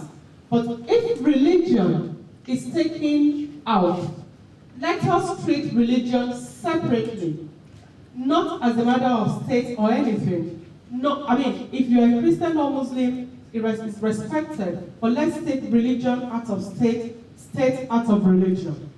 I would want to see that. Let the faith leaders play their roles the way it should be played. And however we have to move this forward, honestly, I'm happy to be part of it. And lastly, I will say, the destiny of Nigeria it's not in the hands of a particular group or tribe in Nigeria. We are all Nigerians. We are all equal. Everyone deserves a chance, and everyone must be given the opportunity to serve. So restructuring, I say clearly yes, it's a fight. We all have to do it together. It's a collective responsibility. Let us continue to make our voice heard, and also let's get the messages, how we can get to the people in the villages back home. You know something, I had someone, when people come, we are making our own contribution because of our responsibility as diaspora. But when you hear some, I can't remember whom I was discussing with, if you just come here to tell them about restructuring, and people down home do not know anything about it, what's the point about it? Of what use is that? We need action. Action-based politics, that's what we need now. Gone are the days of, I'm not going to use the word, but we need action-based politicians, those who have genuine commitment to serve for the sake of the country. So many people are dying, so many people are hungry. We have to put a stop to it. We have more than enough resources to cater for everyone. Corruption, thank God that is going on. I love the BVN. I'm happy with what the minister is doing to an extent. Yeah, I'm happy with that. We have to commend the government for that, for what is happening with regards to corruption. We have to keep up with that. Let people live within their means. Look, we work hard here. Every one of you in this room work extremely hard. Irrespective of the weather, we all go to work. And when you make that commitment to send that money home, it's not as if you don't have anything to do with it. But it's because of the love and the genuine interest that you have for your family. What stops people back home? But rather, you will hear people saying, God will do it. God does things with action, not with laziness. Everybody should rise up and to this challenge, and let's pull it through. Thank you.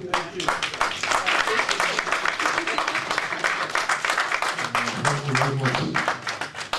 That was very, very incisive and touched us on the grassroots of our problems. She talked about demolition of power.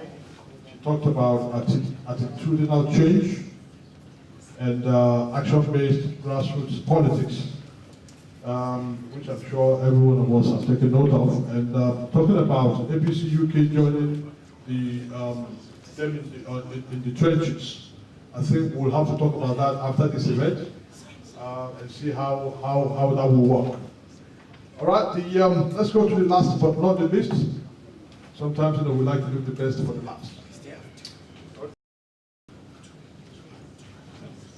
When I was talking about us presenting the papers we are being presented here today to the presidency, and I said if it doesn't work, I'm not saying anything. I will just introduce the last speaker now, who is one of the juggernauts from Nigeria, whom the presidency has been kind enough to send round to give us another pep talk, at least give us a different, another angle to the issue on ground. He's an APC Nigeria chieftain. He's an executive of President Buhari's communication team, and is the head of the strategic communications of at NASA, NIRSAL, in Nigeria. He's a person of Mr. Ayobami Oyalowo.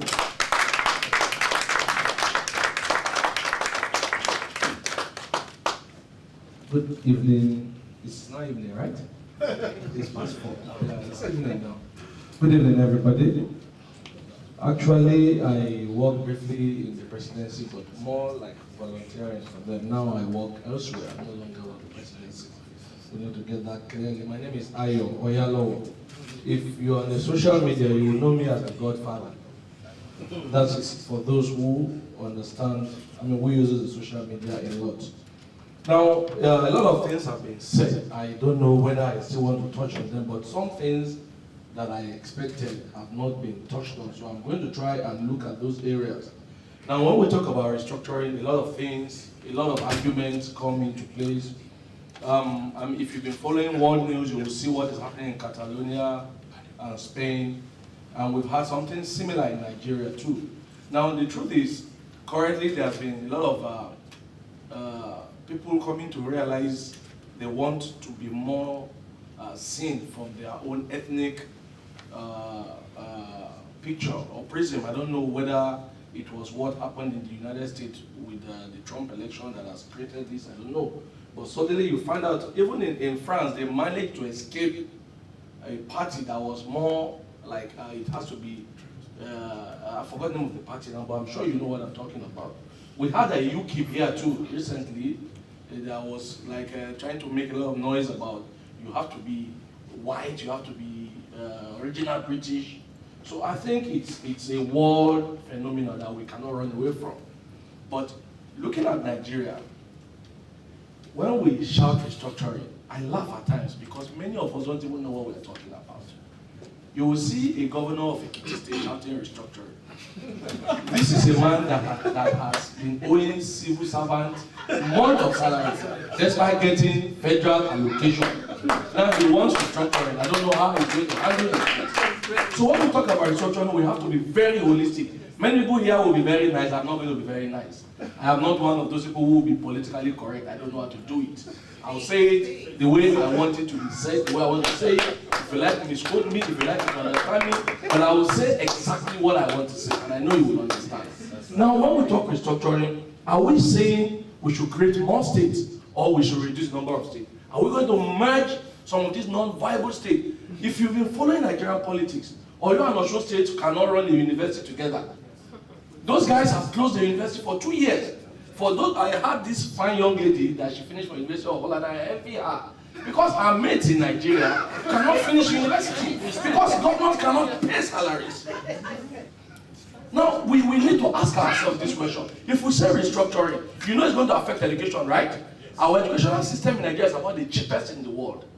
When you increase university fee from 25,000, they were paying OAU to 50,000, students will go on street and start fighting. But I tried to apply to a school here, they're telling me to pay 25,000 pounds. And then somebody said we should restructure Nigeria, and I asked, what exactly are we talking about? So when we are saying restructuring, I want us to look at a whole lot of things. You are a country that is a mono economy, and we're all screaming restructuring. Good, it's fine. You see, we like to line up behind good words. We love a fad. And I call something the herd mentality. Nigerians love, everybody's talking restructuring, so I must talk restructuring. Even if I'm too stupid to understand it. It is just the way we are. Now, we have somebody who was the vice president of this country for 8 years talking about restructuring now. And I asked myself, why didn't you do this when you had the executive power to do it? Now, we are a very deceptive people. We love to tell ourselves lies because it is sweet to us. Now, everybody is talking restructuring. A former governor has been shouting Nigeria is a failed state, that he uses one wristwatch. Now, you go to Abuja, there is a place they call Next. He owns that place. He will not tell me where he got the money from. Did his father bequeathed him an industry? See, we are a country of deceptive people. We love to tell a lie. And then we want people to cheer us because what we say is what people want to hear. And unfortunately, we don't ask too many questions.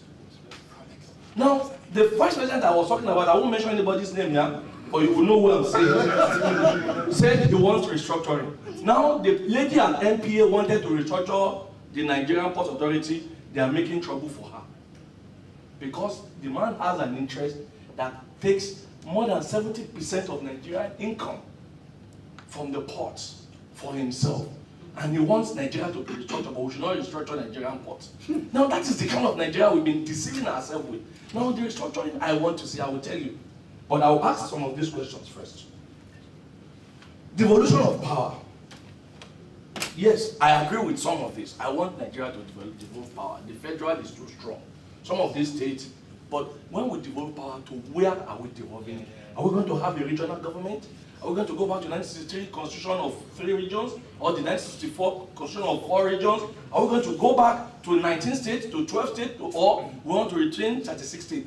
What exactly are we talking about? Do we want regional police? Do you want state police? Do I want to be in a state where we will be able to control a police of the state?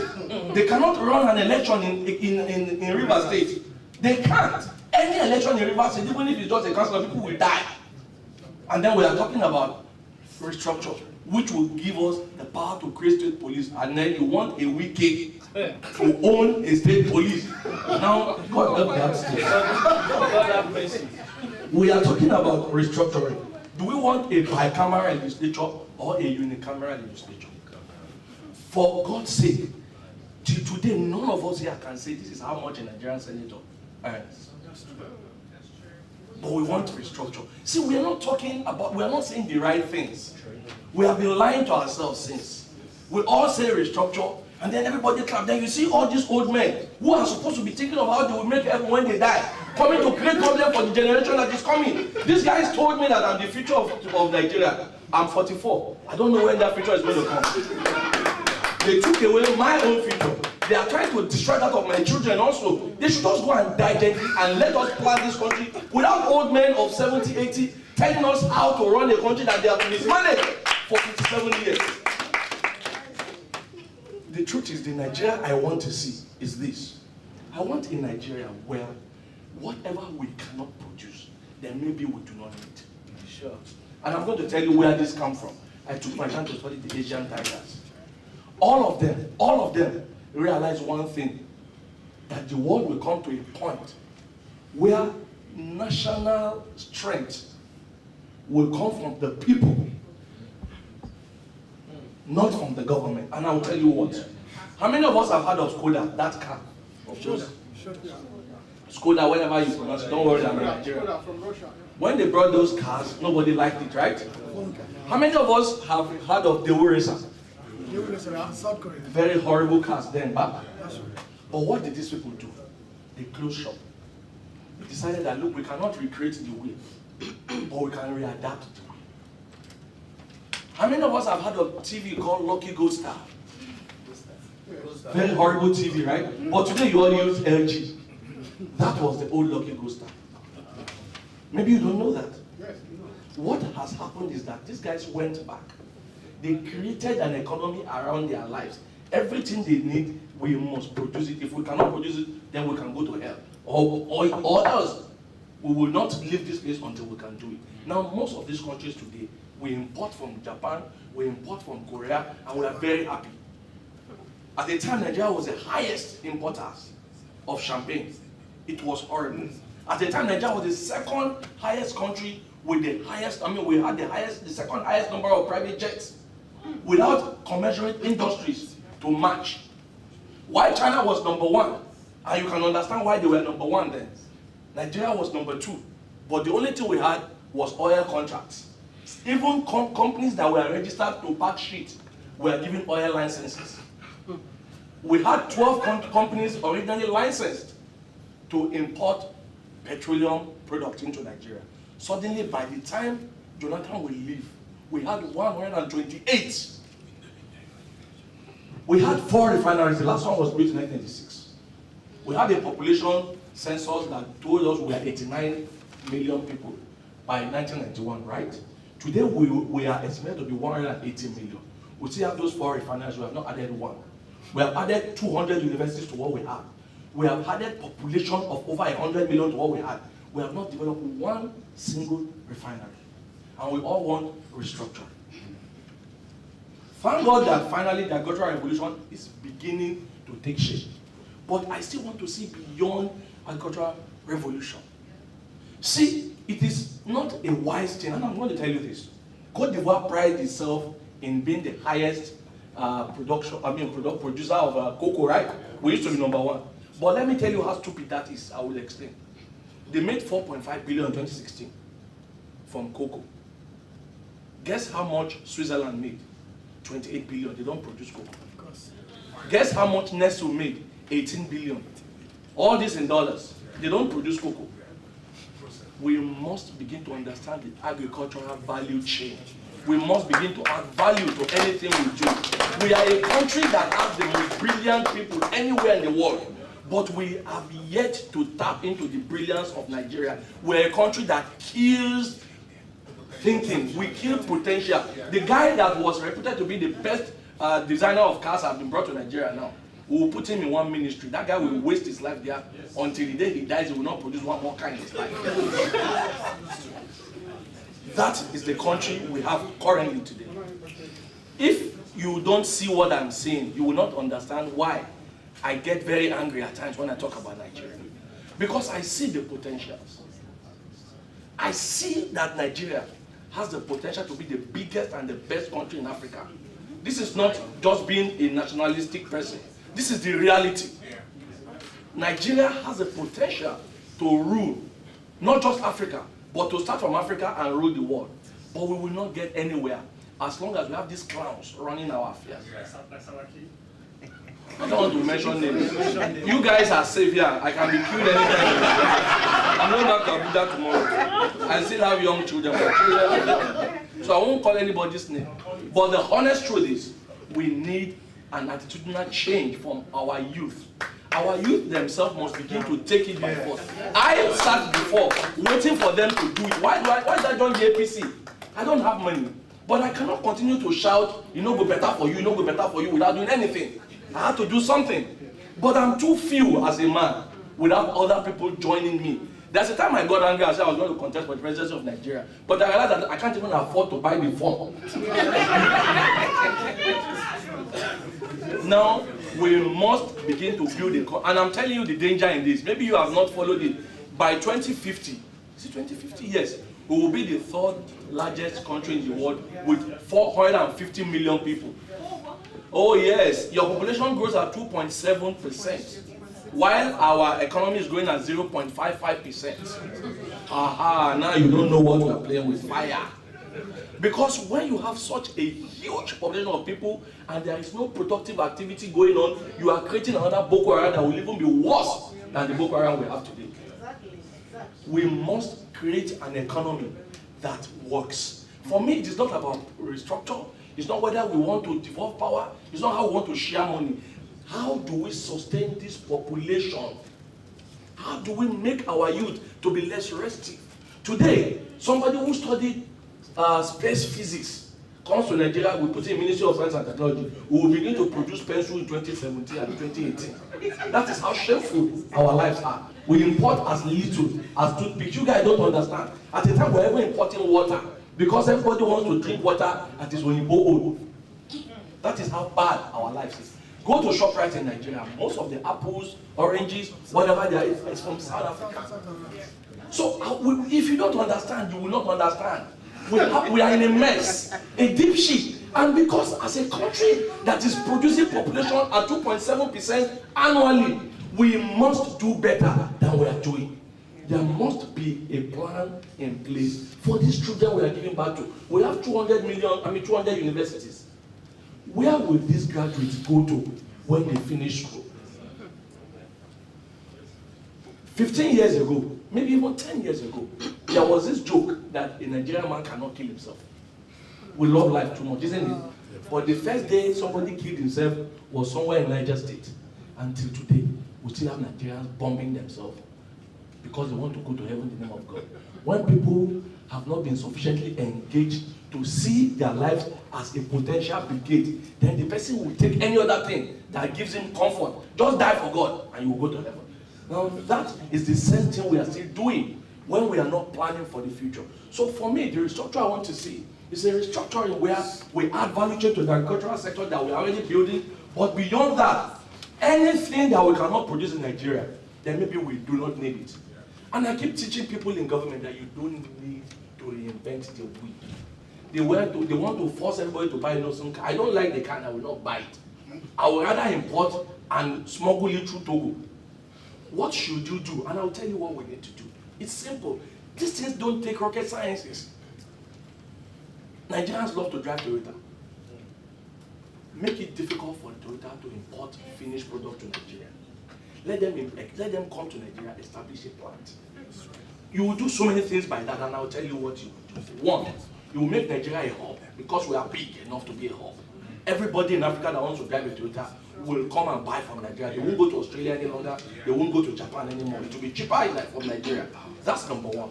Number two, the people that work there, most of them will be Nigeria. They will begin to learn. Over 10, 15 years, we'll have our own similar to Tata. That was what India did.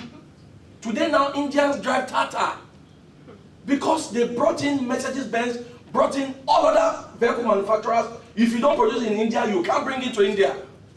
Now, Indians are driving Tata. Now you will learn from that, number one. Number two, you are going to be making, instead of importing these cars, wasting scarce resources in terms of foreign exchange, you will keep it at home.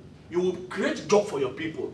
You will teach them science. You will never transfer technology willingly, but with that, you will be able to transfer technology.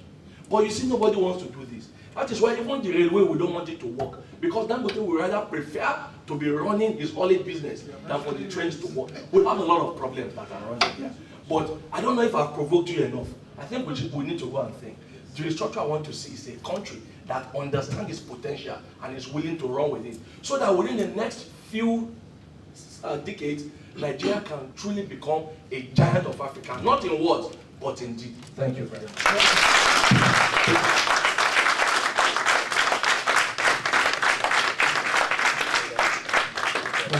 Thank you so much. I think I told you that we'll save the last for the best. The best for last. I can't even begin to encapsulate all he said, but I'm sure we all know the gist anyway.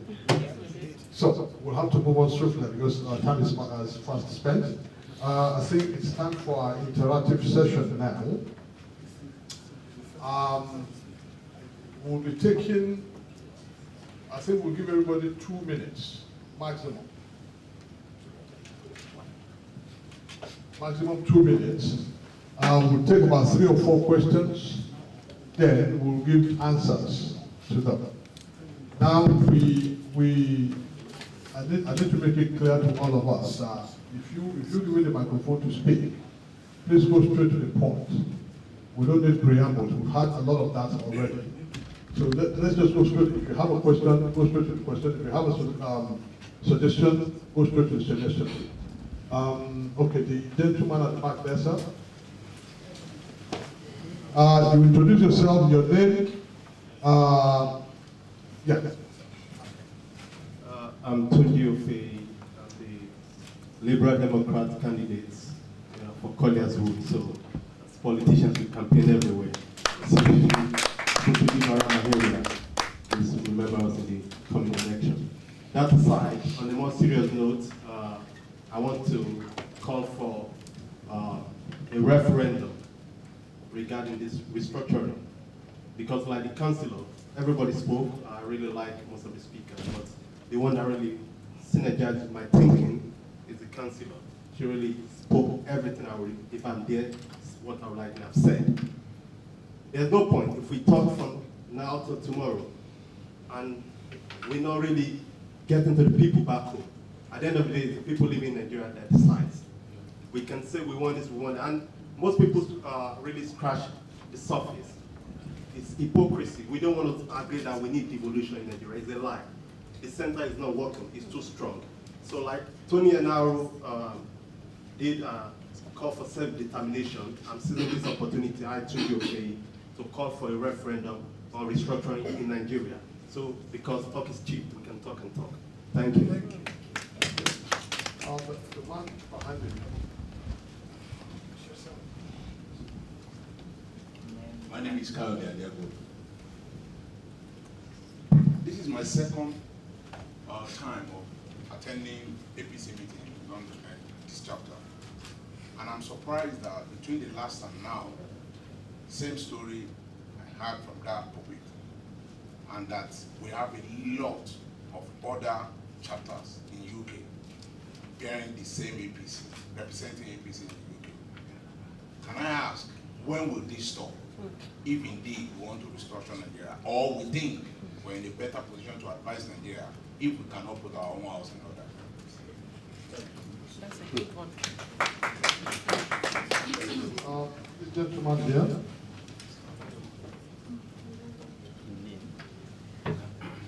Hi, my name is Boris Coley. A few months ago, I sent a tweet to APC UK, trying to asking the question about how to protect the Nigerian youths, especially the ones here in the UK. Because as you can, some of you may have gathered already that the global climate is changing.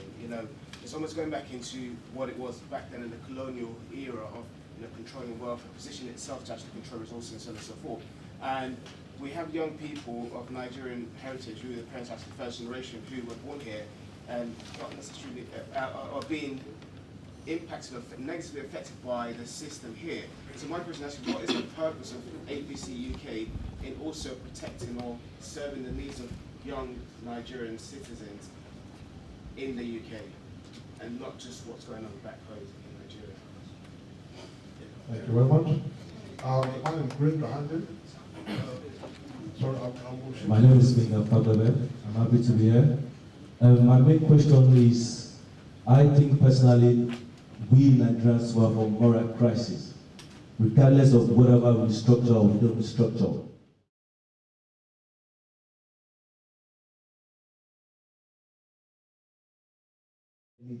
They should be called by their names or the tips about. We make it known, make it clear. And then my other question is, if you are on the moral crisis within ourselves, there will be no change. And that's it for now. The man in red cap. Yes, thank you. I'm Adeleke Johnson, APC member, registered APC member back in Nigeria. About 2 months ago, I was able to fulfill my dream of every young Nigerian of finally relocating and running, because like we all say back home, that when you are in diaspora, you love Nigeria more, that it's better to love Nigeria when you're out of Nigeria. I think I love Nigeria very much now. So my point, going straight to the point, is that I've noticed a trend. We are some of us are very, very, we have social media 24/7. You're someone that, we've been in the struggle, different protests, from enough is enough to pre-existing and all of that. But lately, it has taken another dimension, which is hate speech. Hate speech. It's giving me, in as much as, you feel, like the Vice President said just a few days ago, he said even the best of us has now, suddenly, is now an tribal warlord. The best of us. And these are professors, these are people that, hitherto we respected so much. How do we address this? It does not matter whatever thing we say here, if the people on the streets, don't buy into the idea, because there's so much division. The hate is deeply rooted. People say all sort of stuff, just try and go on social media. You can't hold any reasonable, sensible conversation without someone coming with iPod, someone coming with this. It is. We're not seeing it from that perspective, but it is very, very, very, very deep. And I think if you don't begin to address that now, we can use the Rwanda example. We have numerous examples around us. It doesn't matter what we say here. We need to begin to address that first and foremost. Because people are hungry. Hungry people, it doesn't matter.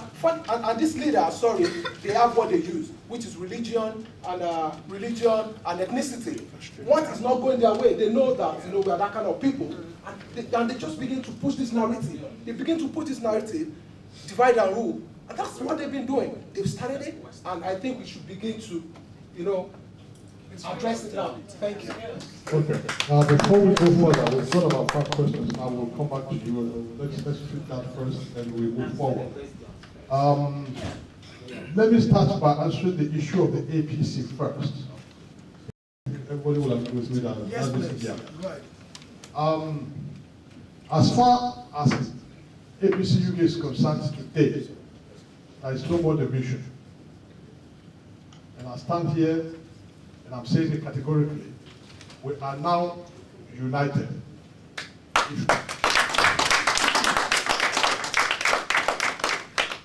Yes, in the past there were divisions, which again boils down to some of the questions that came out in this segment now, which borders on moral crisis.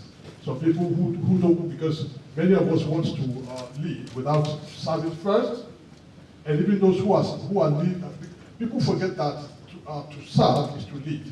Correct. So that was what brought about that, but we've been able, as far as I can tell you now, and that is why you see people that people thought were strange bedfellows a year ago, now standing on the same podium now talking, really organized this event. So I think that answers that question. There's no more divisions as far as APC UK is concerned. Now on referendum on restructuring, I think that would be a question for the people in government to be able to answer. However, one of the reasons why we set up this is for us to be able to collate people's thoughts, people's initiatives, people's fears, so that we can collate everything together and make sure that we pass it on to the powers that be. And that was why I was making the joke earlier on, that because we have people from the presidency here, if it doesn't work, know who to hold. So moving on again, on the issue of protecting Nigerian youths in the UK, that's a very, very good question. And I believe it is, if you listen to me when I was introducing the youth who gave us a speech earlier on that, one of the strategies that we have as APC UK now is to begin to empower them, one, by giving them a platform. She came up here and she told us certain things that they expect from the government. If she wasn't given this platform, we wouldn't know what they want. That is one way that will be helping the youth. Now, protecting the youth, I've got to be very blunt now. Unless you, as a person, belong to an organization, it will be very hard for APC to now. If you are not here now, that will be very difficult for me to know who you are. So my advice to the youth would be, harness all your whatever it is you got. Yeah. Make sure you belong to one organization or the other.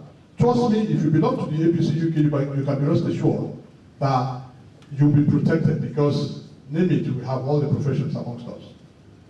Lawyers, engineers, everything.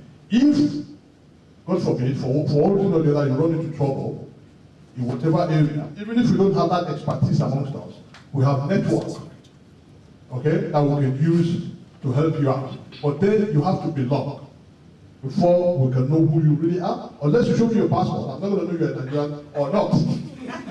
So that's basically what I'm saying.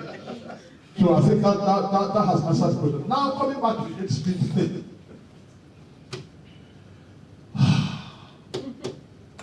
That's a very deep thing. All I can say to us here is that the last time the presidential team came to visit the president whilst he was recuperating here, we had the opportunity to go and visit them, and we had a one-on-one discussion with some of the top ministers. Minister of Information was one of them, and this issue was one of the things we discussed.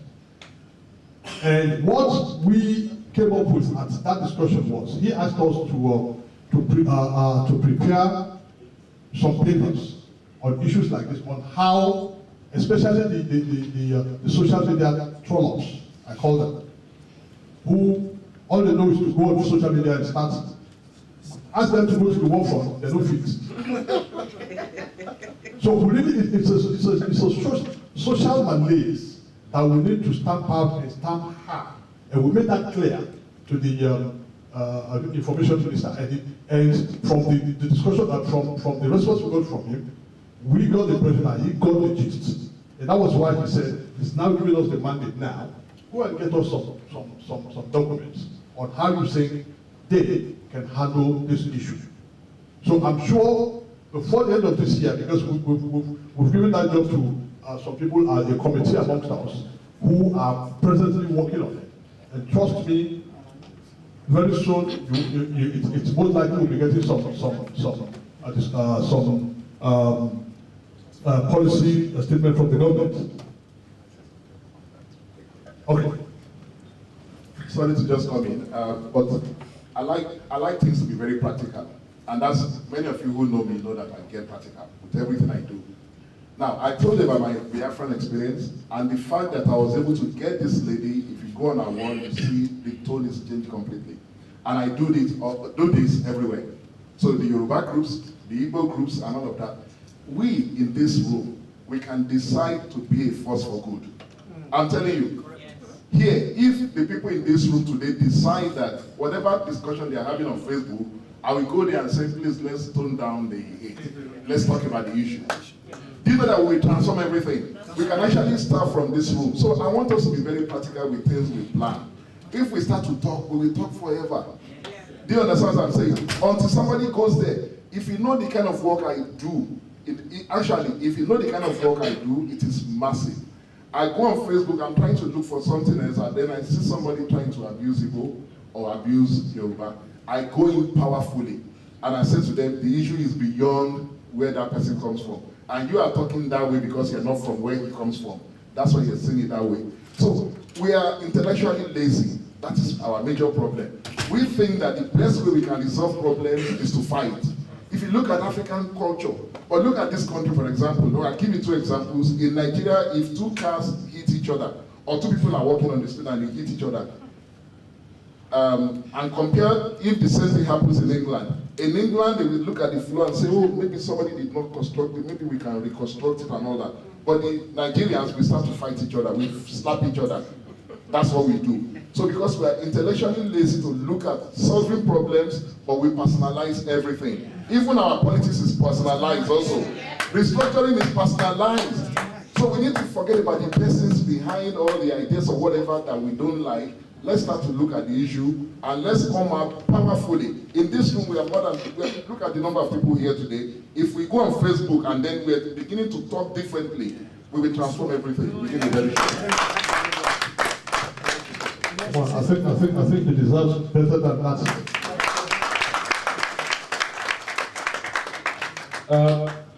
Yeah, thank you very much. I think I just wanted to say something regarding the hate speech because it comes to be my area of expertise.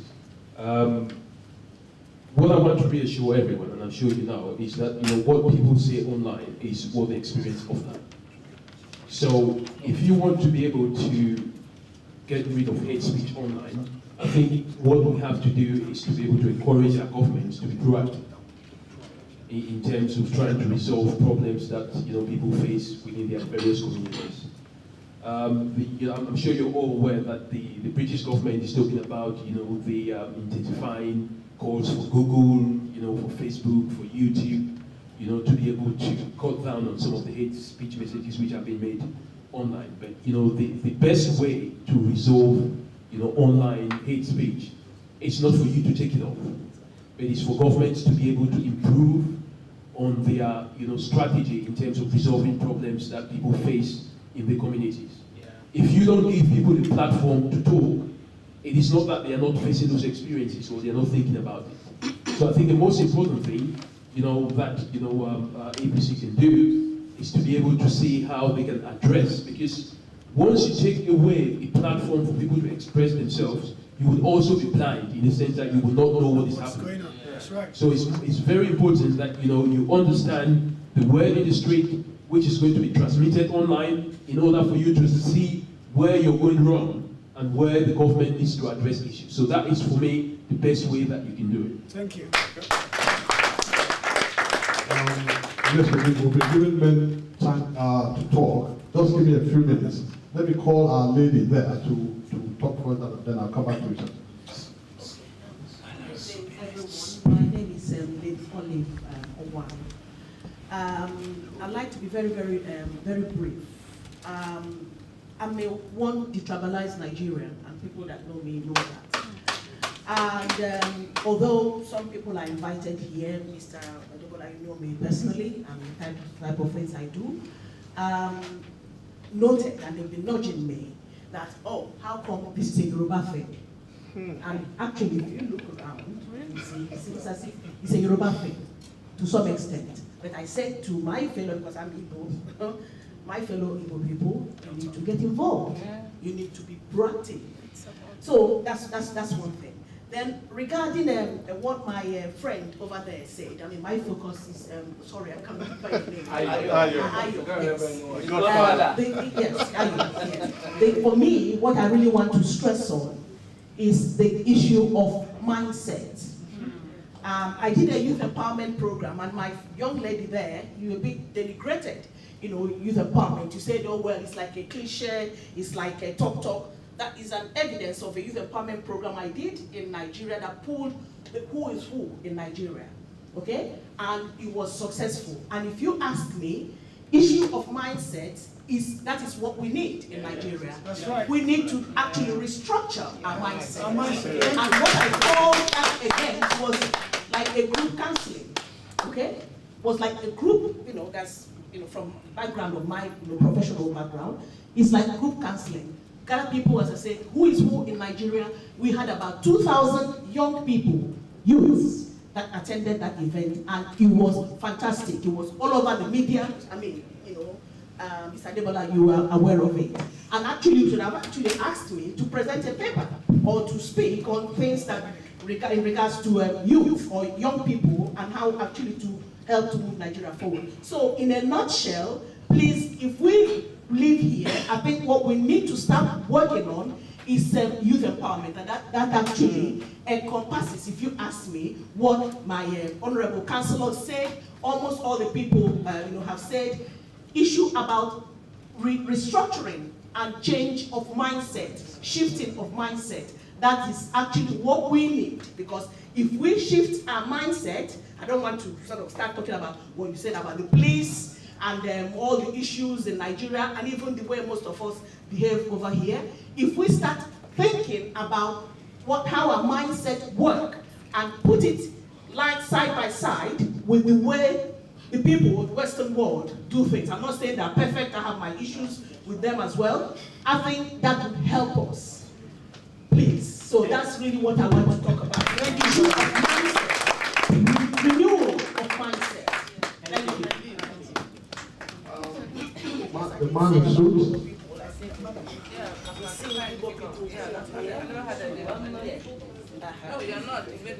Hello, APC.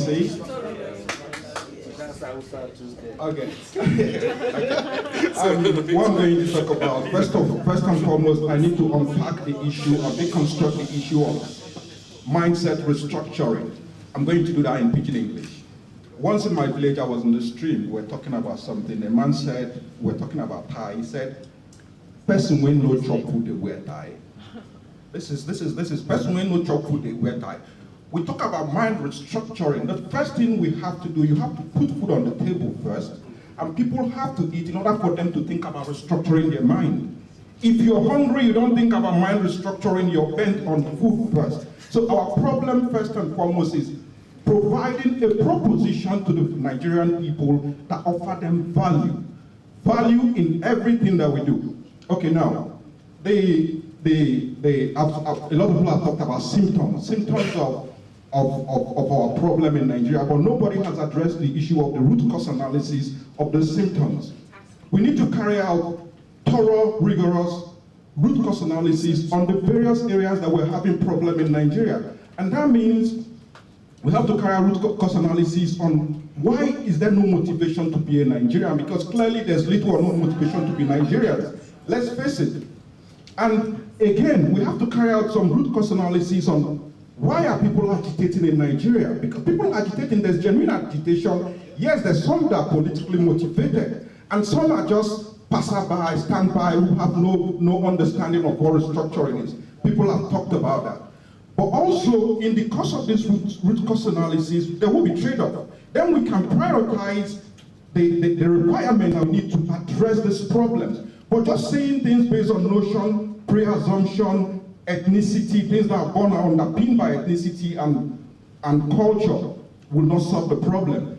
Then, yeah, what I need to address is the restructuring agitation, the genuine agitation, like among the IPOB. I am Igbo, but I'm not one of them. So it's born out of genuine agitation. There's a reason why they're agitating. So for us to sweep it under the carpet will be false to ourselves. So by carrying out a root cause analysis on why these people are agitating, then we can be able to propose solutions to these problems. Then, because one, in Nigeria, there's no level playing ground for all the states. There's no level playing grounds. The playing grounds that is being given to some other states is not the same as being given to the people of the IPOB state.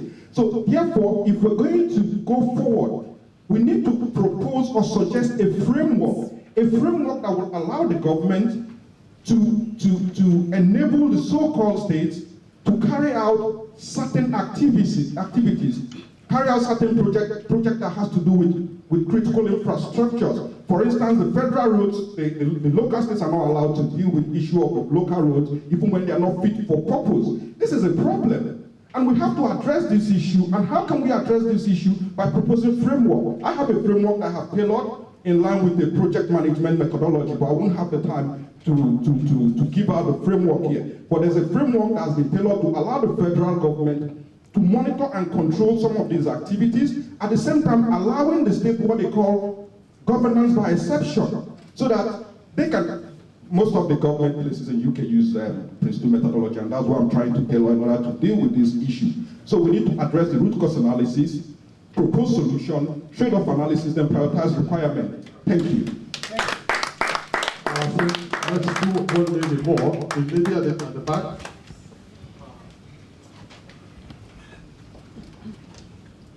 Hi, my name's Sarah. I'm just curious as to know what exactly in Nigeria is identity, what is youth empowerment? Because we've said so much and there's so much negotiations and discussions in Nigeria currently in regards to the divide, in regards to building a constitution that actually works, that people actually have information of, that people actually know.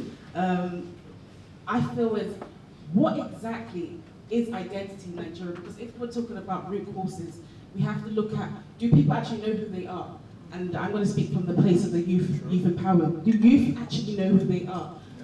Are there groups and people who actually help them, empower them enough to challenge government, to speak on behalf of their state, not just to be in state and be in power, but also work within the input, outputs, and the processes of whatever government that might be they're in. Because one thing I feel like has been a rhetoric here is that there is continuous discussions about restructuring all across the world, all across different generations. But the problem we have is, again, like I posed it earlier, what is youth empowerment? Okay, is youth empowerment just feeding them and giving them 5 loaves of bread and fishes and then, yeah, you're right, it's fine, we've just empowered the youth. We've made them feel like, yes, they can make it. It's not enough. They need to know why they are Nigerians.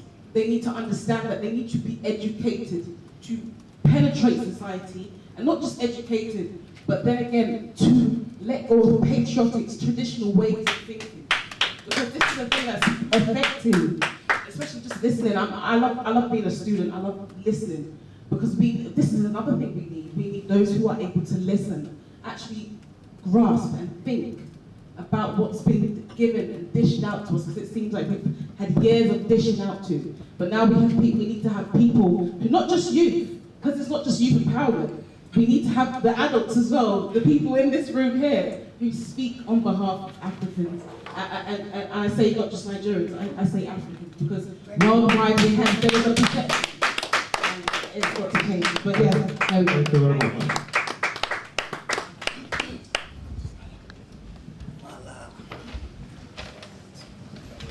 The name is Bolaji Lewis from NTTG UK.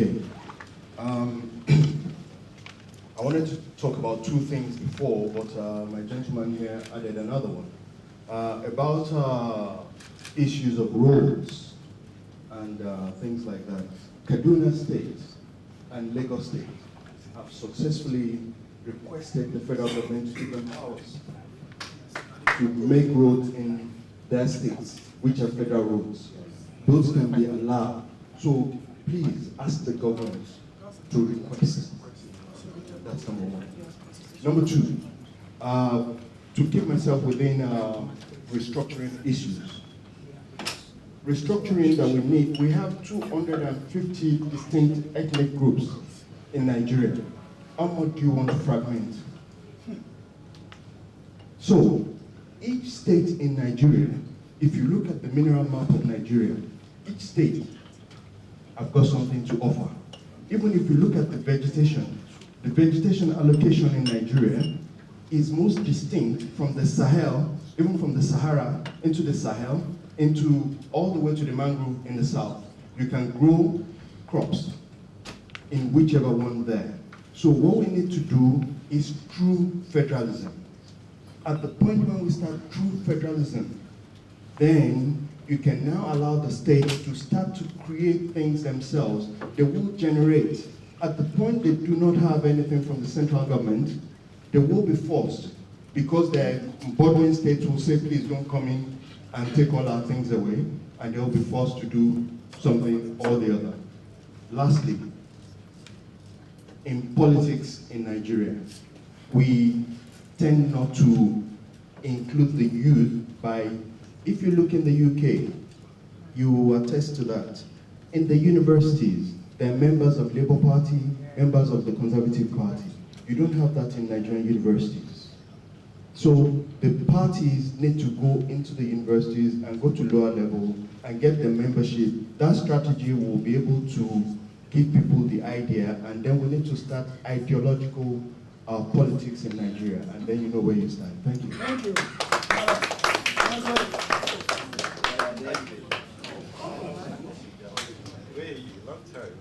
Okay, I'm not lazy there. Just trying to balance it, sorry.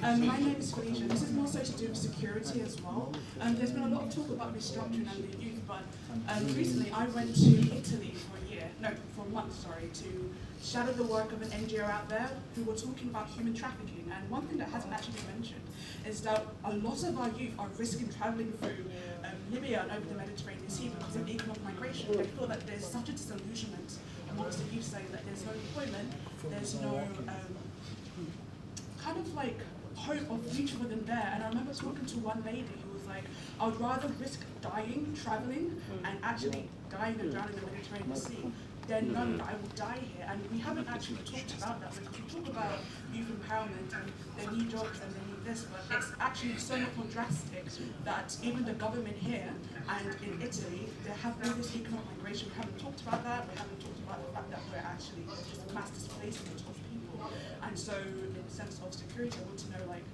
what is our heart towards that? Okay, thank you very much. We'll come back to you again.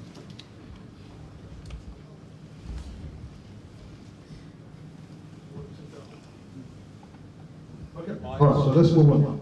I'll come to you, madam. I'm just trying to balance it, madam. Yeah, no, that's okay. Otuba.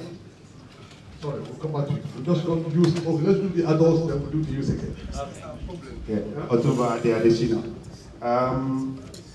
I think everyone in this room and the APC itself, it's about a movement. And if we're here in UK, we are talking cross-purpose and we're giving ideas. I think what we need to do is to be more activist in our approach.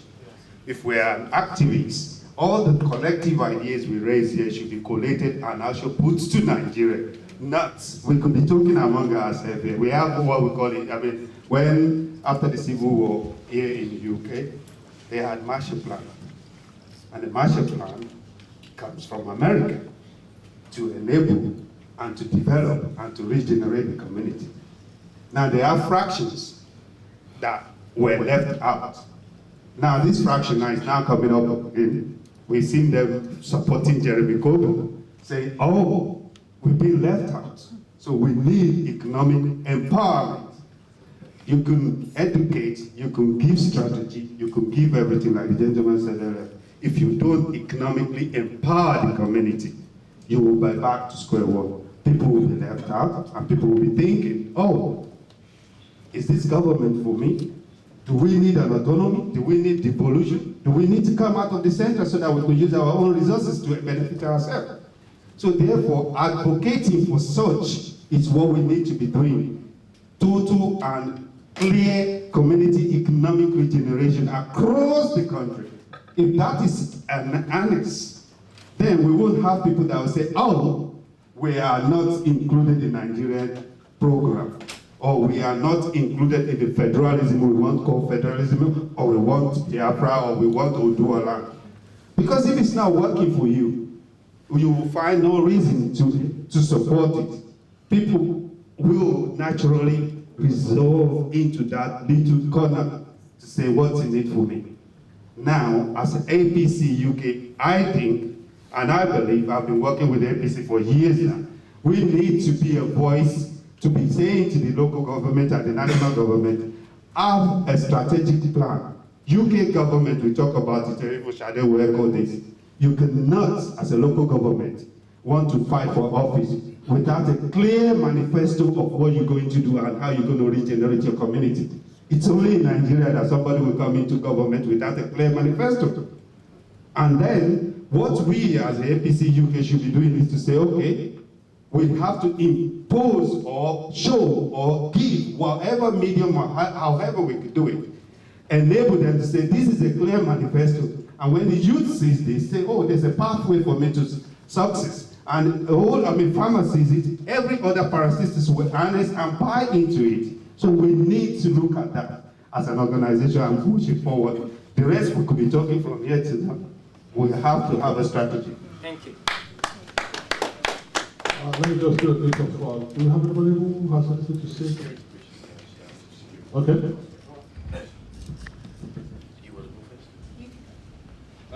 Yes, I just wanted to touch on the security question which the lady mentioned. As we all know, especially Africans are really affected massively. If you, as you rightly say, if you travel to places like Libya, North Africa, to Italy itself, to France, you would see, even to Calais, you see a lot of Africans who have gone through terrible experiences in terms of, making through to Europe. I mean, there are two things, essentially, that forces people to migrate. One of them is people migrate for economic reasons, others migrate for conflict-based reasons.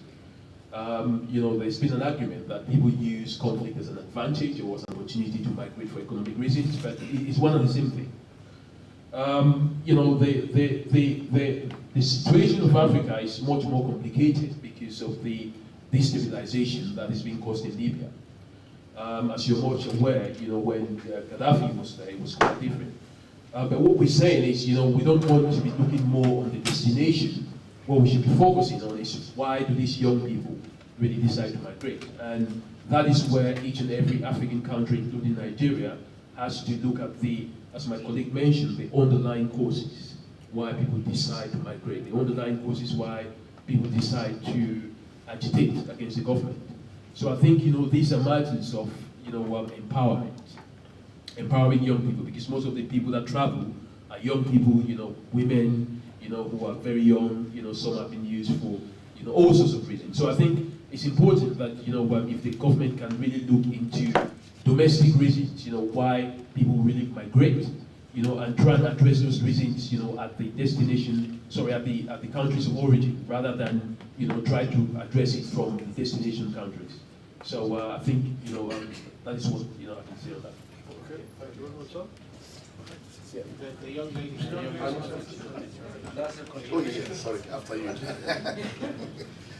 In response to the fellow youth question about APC in the UK, so what we're trying to do as of right now is to establish the APC youth organisation in the UK. So myself and Miss Adenike Lucas, who's sat over there, we're trying to head that in the UK. So once that's actually established, then we can start going to universities. And actually, there's one of us in this organisation who's trying to start our first APC UK party in University of Kent, right?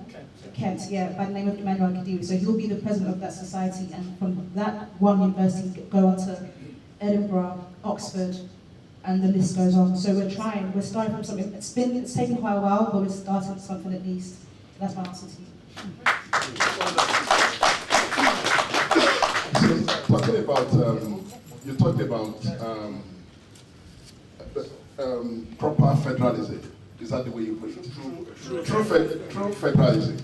So, and you also mentioned the fact that there's no area in Nigeria. Actually, also I sat with the the Department of Trade and Investment at the Nigerian High Commission, and they have a map of deposits in Nigeria. There's almost nowhere in Nigeria that does not have more than 2 mineral resources. So Nigeria is rich. That's not even the issue. So, and I agree with you, what we need to do properly is to start to look at what we mentioned here, what the first speaker said about restructuring of our mind. And then I also mentioned it too, that unless we forget about oil, forget about those mineral resources, let's come up with policies that we will forget about whether oil is from our own corner. We come up with derivation policy that says in Nigeria, this is how we're going to be distributing it. The resources that come from any part of Nigeria. As long as we haven't done that, we will continue to have this problem. And let me tell you what will happen. If oil dries up in Niger Delta in 10 years time, and then it comes up in the north, then you see the struggle will shift. Because what will then happen is that if we then have a southern president, there will be so much agitation in the north calling for restructuring of Nigeria. Do you understand what I'm saying? Now, but now, if you look at it properly, the oil is only discovered mainly in the Niger Delta. So nobody is talking about all the other deposits. Or Lagos, or they're not, and Lagos. Nobody is talking about the other deposits because we've not been able to formulate something that is completely fair to everybody. Until we start to think differently, that we will be fair to our neighbors, Nigeria will not move any inch. And if you look at Nigeria as it is presently constituted, it is not a fair country. Neighbors are not fair to each other. Everybody uses power. So today, that's why if you become governor tomorrow, even though you're my friend in London, it becomes difficult for me to talk to you anymore. And then even you become an activist and you're criticizing government. Most of us criticizing government now. You find that by the time we get into that same office, the story changes. And there's been 1 or 2 of our friends that we are probably, is it true that you? And the guy was laughing. He said, no, the structure is, the imbalance is serious. Because even if we go until we are able to have that conference where people sit down and agree that this is the way we want to run Nigeria, we just continue to go around in circles. That's the reality. Thank you. Sorry, just to quickly answer, you didn't mention your name. Or maybe I didn't get it. Michael Lyon. Okay, now we need to understand something too. There is so much focus, even for most of us, on the center. We seem to forget that we have governors, we have some other level of leaders. Now, you mentioned something about road, and he tried to answer, but I want to actually put something to you. If you look at Kaduna State, in the last 3 years, they have grown their IGR by almost 1,000%, to the point where now Kaduna can actually do without federal subvention. What did they do? Rather than sit down and begin to play victim, they've cheated me, they marginalized me. That's what many of our states do. I don't want to go to the Southeast because I have a lot of problems with their governors there. Many of them don't want to do anything. They just want to tell the people, look, those people are your problem. Forgetting that if you look at the map of FAC, we call it FAC, that is the federal allocation, whatever that they get every month. If you look at the data, Southeast, when you take away the South-South, most of the Southeast states get more than some of the states in the North, Central, and so on and so forth. Do you understand now? Unfortunately, I didn't prepare that graph. I would have shown you. Now, most of our governors are thieves. And rather than own on to their thievery, they push you to begin to see, oh, you are Igbo man, Hausa man is your problem. Oh, you are Yoruba man, it is the Iberian man that is causing your problem. That is a system of shifting the narratives. What Rufai has done in Kaduna is almost unprecedented in Nigeria. That state, when I was growing up, I was fortunate to have been born in the north, so I'm one of those few Nigerians who don't even speak English like a Yoruba man. I don't even know how to speak Yoruba before. So I am one of those who have lived away from my own community. In quotes, I'm a Nigerian. Now, Kaduna and Kano, we had this rivalry. Because Kaduna was the center of development in the north. They were like the capital of the north. They were ahead of everybody then. But we from Kano always believed that we should be better. And when they now had a governor called Kwankwaso, he did so extremely well in terms of fiscal development for Kano State, Kano overtook every state in the north. Are you following me? Yes. Kaduna was far behind. In terms of industrialization, 0. In terms of human capital development, 0. In terms of road and infrastructure development, 0. Until Nasir El-Rufai became governor. Now, when El-Rufai became governor, what did he do? He sat down with all the local government chairmen and said, look, we will no longer collect money here and there and cause problems. So what they do, they have one centralized body collecting what you call allocation. I mean, not allocation, in terms of taxation. So there's no double taxation. Now, when we collect the money, it is central. Do you understand now? Each area is marked. So, for instance, a local government A contributed so and so. When it's time to share, you will get according to your contribution. So, it is easy to track. Now, he created one body for that. They were able to track that. Then people who have taken government land illegally, he took it from them. That's why we call him Meriso. Meriso in Hausa means someone who bulldozes, the bulldozer. He doesn't care what you think. He doesn't care whether I win an election. He will just do what is right. Most of our government in the south will not do that. He has enabled agriculture. Now go to Kaduna State today. Kaduna State has become the hub of investment. Olam has invested the biggest feed mill in Africa. Not in Africa, not in sub-Saharan Africa, not in West Africa, in the entire Africa, in Kaduna State. And guess what he did? The state, the local government where it is Chukun, belongs to Kaduna South, where the senator and even people did not vote for the APC. Their senator today is the only PDP senator they have, and the House of Rep member. But what the man is doing is that he's attracting investment. Today, Ethiopian airline flies out of Kaduna. They are trying to bring in more. He has attracted some other things. I don't want to begin to shout this man, but he has done so well. I use him as an example. So talk to our governors. I won't want to put you on the spot, because many of our own governors have the same problem. I come from Oyo State. I think my governor is one of the most useless governors that I've ever seen. And that is the problem we've had with many of them. So rather than hold our governors to account, we all sit down and begin to shout Buhari, Buhari, Buhari. Our problem is not the central alone. We don't hold our state governors to account, and we allow them to go away with murder.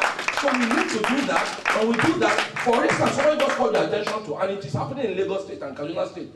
They look at these are federal roads, they fix it, and then there is a way you can go back and claim the money if you do the job up to standard. So don't always wait for the central and let's say, oh, they've cheated our own state. Nobody cheats you. Your governors are most time the ones who are cheating you, and they are diverting your attention away from their crime, so that you don't hold them to account. You begin to see the Fulani man in the center as your problem. He is not. I am a Yoruba man. Look, listen, I am not arguing with you. I'm teaching you what we need to do. For instance, in my state, they don't like me. I am a governor, don't see eye to eye. I told him several times, he's a thief. I told him he doesn't do well. He's owing so many states, months in terms of salaries. So I do want me to come here and begin to exonerate him because I'm from that state. No, I won't do that. I will tell him to his face if I see him that you're not doing well. He and the Osun State governor caused so much problem for students of Lautech. How can you keep students for 2 years at home and you sleep and you don't fear God? And then because you can send your own children, probably, to either private universities or foreign universities. So we need to begin to say it where it hurts. Many of our governors are irresponsible, and we allow them to get away with it because we shift our focus from looking at them. Everybody look at the center, and the center will not solve all our problems if we don't hold those that we elected as governors to account.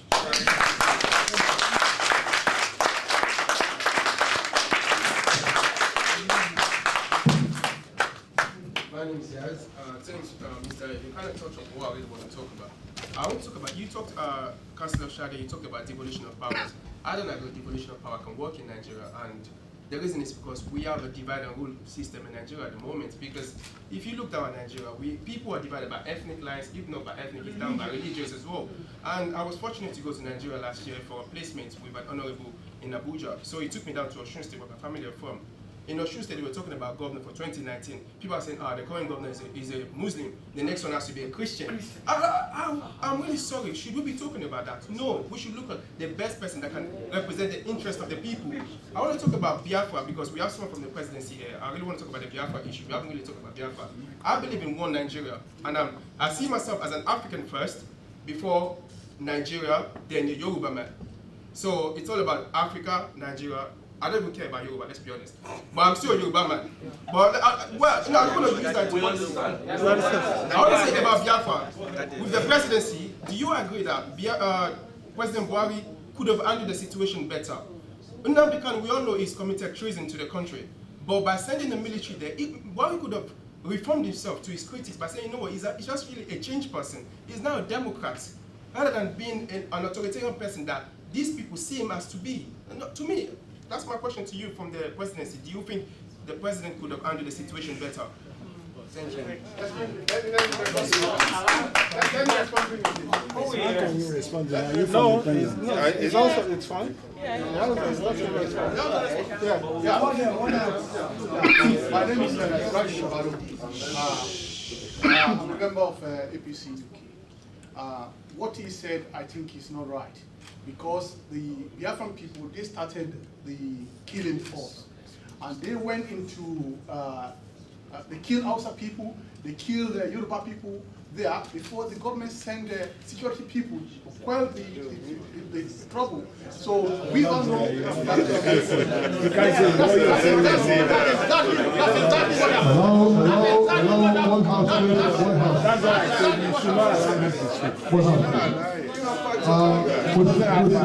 with due respect, please, I would like to advise this House.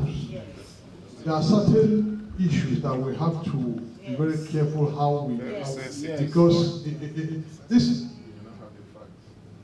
Let's stick with the point of the day, please.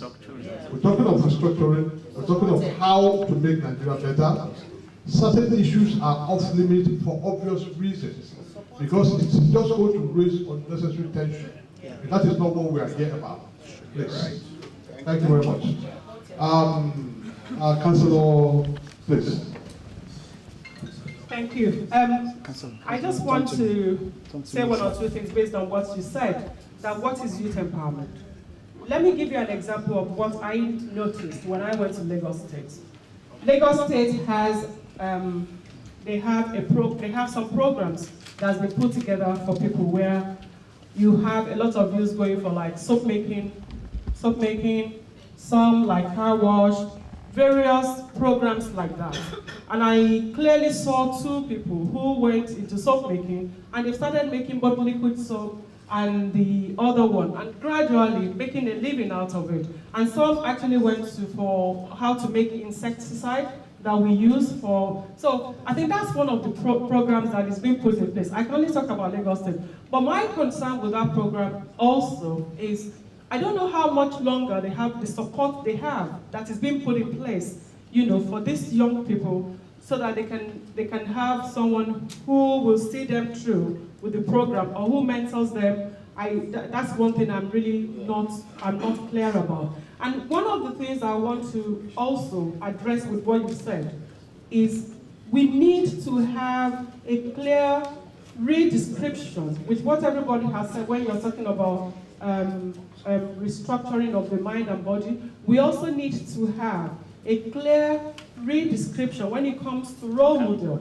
Who are the role model within the society? Who are those people that the media, and the media has a prominent role in this. Who are those people that the media is showcasing? When you showcase, I know there are some programs that is said, I don't watch it. I don't even know their names, but I know they are, I don't even know them, I have to be frank. When you see young people, when the media, when it is such programs that is being shown, we need programs that will educate our people. We need quality programs on the screen. We need quality people. How do I mean? A cleaner on the road of Lagos. I value that cleaner compared to a manager who steals in an office.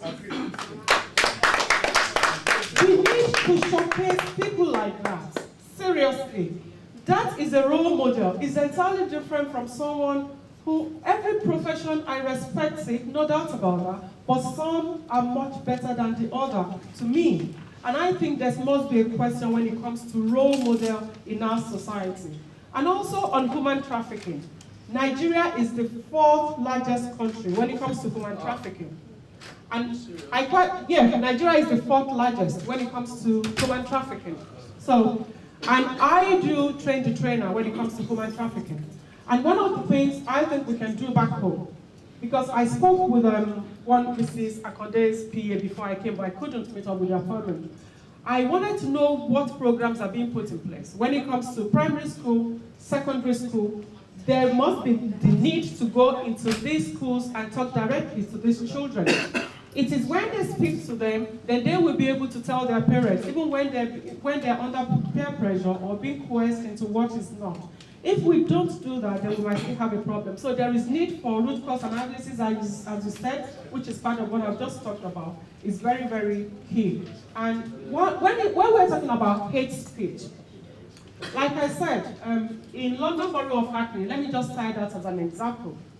I'm the champion for no place for hate. And one key thing is what we are doing at the moment. We have a structure that we've put in place for hate reduction strategy. But we can do it on our own. And what we did is to call every community leader, representative of every community in Hackney. And we all sat together to look at the strategy that we've been put in place. We want people to do what? To trash it and tell us what we need to do.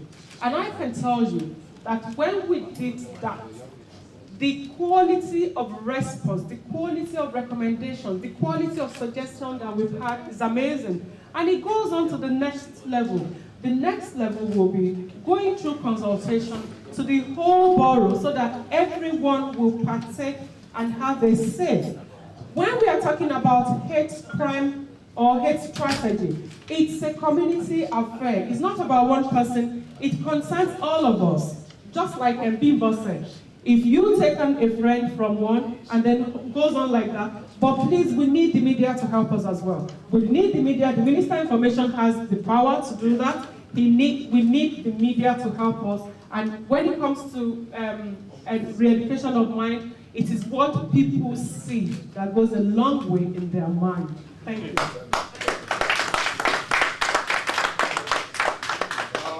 Okay, we're just about rounding up now. Because we don't have enough time and we'll only give room for 2 more. And this will be people that have never spoken before. Lord, how do I do this? I'm trying to do it one man, one woman.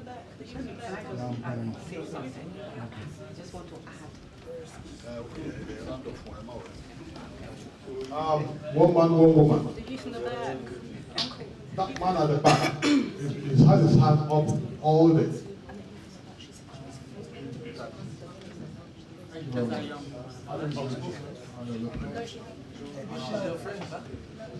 Thank you very much. My name is Gucci. The gentleman over there did make a point, a very valid point. One with the hat, the blue hat. Ayo.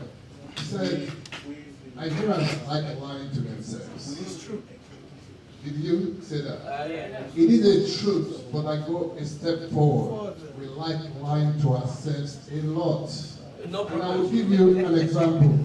APC has in its manifesto in the 2005 general election, on which Nigerians voted for them overwhelmingly. They did say, we are promising Nigerians what that was called again, restructuring program. Now they're coming back to us now and asking us, what is restructuring? Is that not making us look like fools? Yes.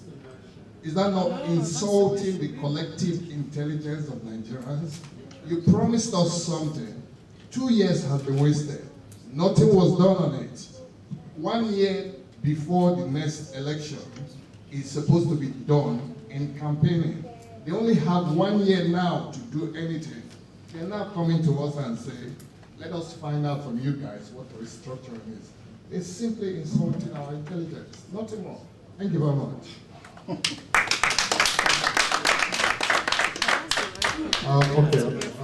I'll give room for one more. Sorry, I think the look at you. Forgive me for this. Let me give it to somebody else. Yeah. The lady. Yeah. Hi, my name is Eniola. Oh, hi, my name is Eniola, and I'm youth. very passionate about Nigeria. I have two questions. There's one issue that I believe is being ignored, and that's malnutrition in Nigeria. Recently, one of my sisters in Nigeria suffered.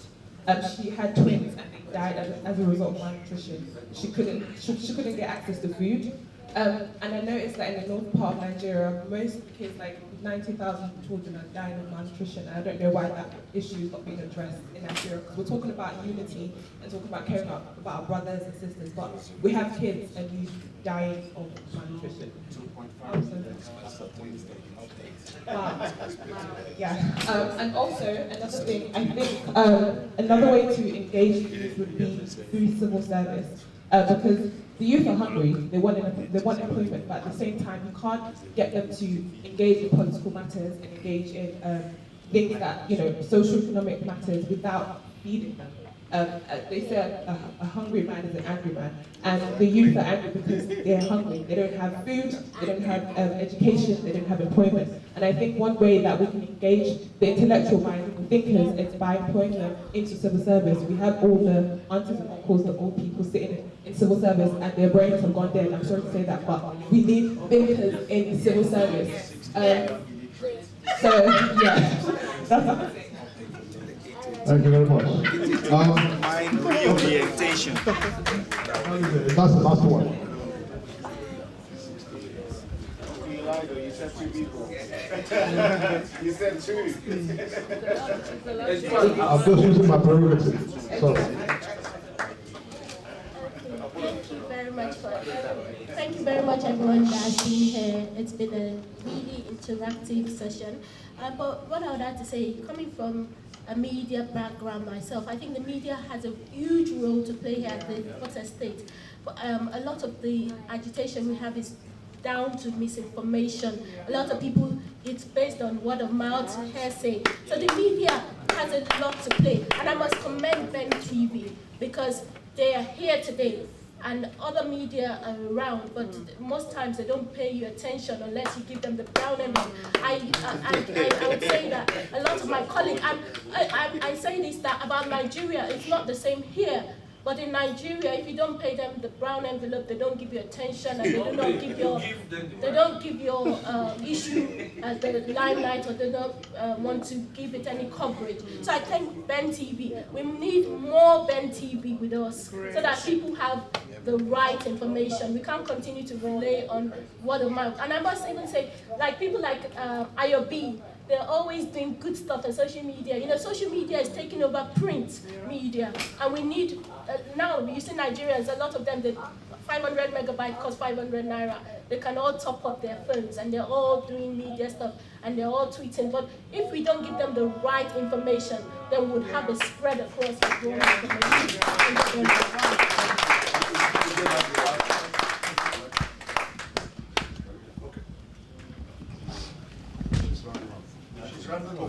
No, I just want to say something.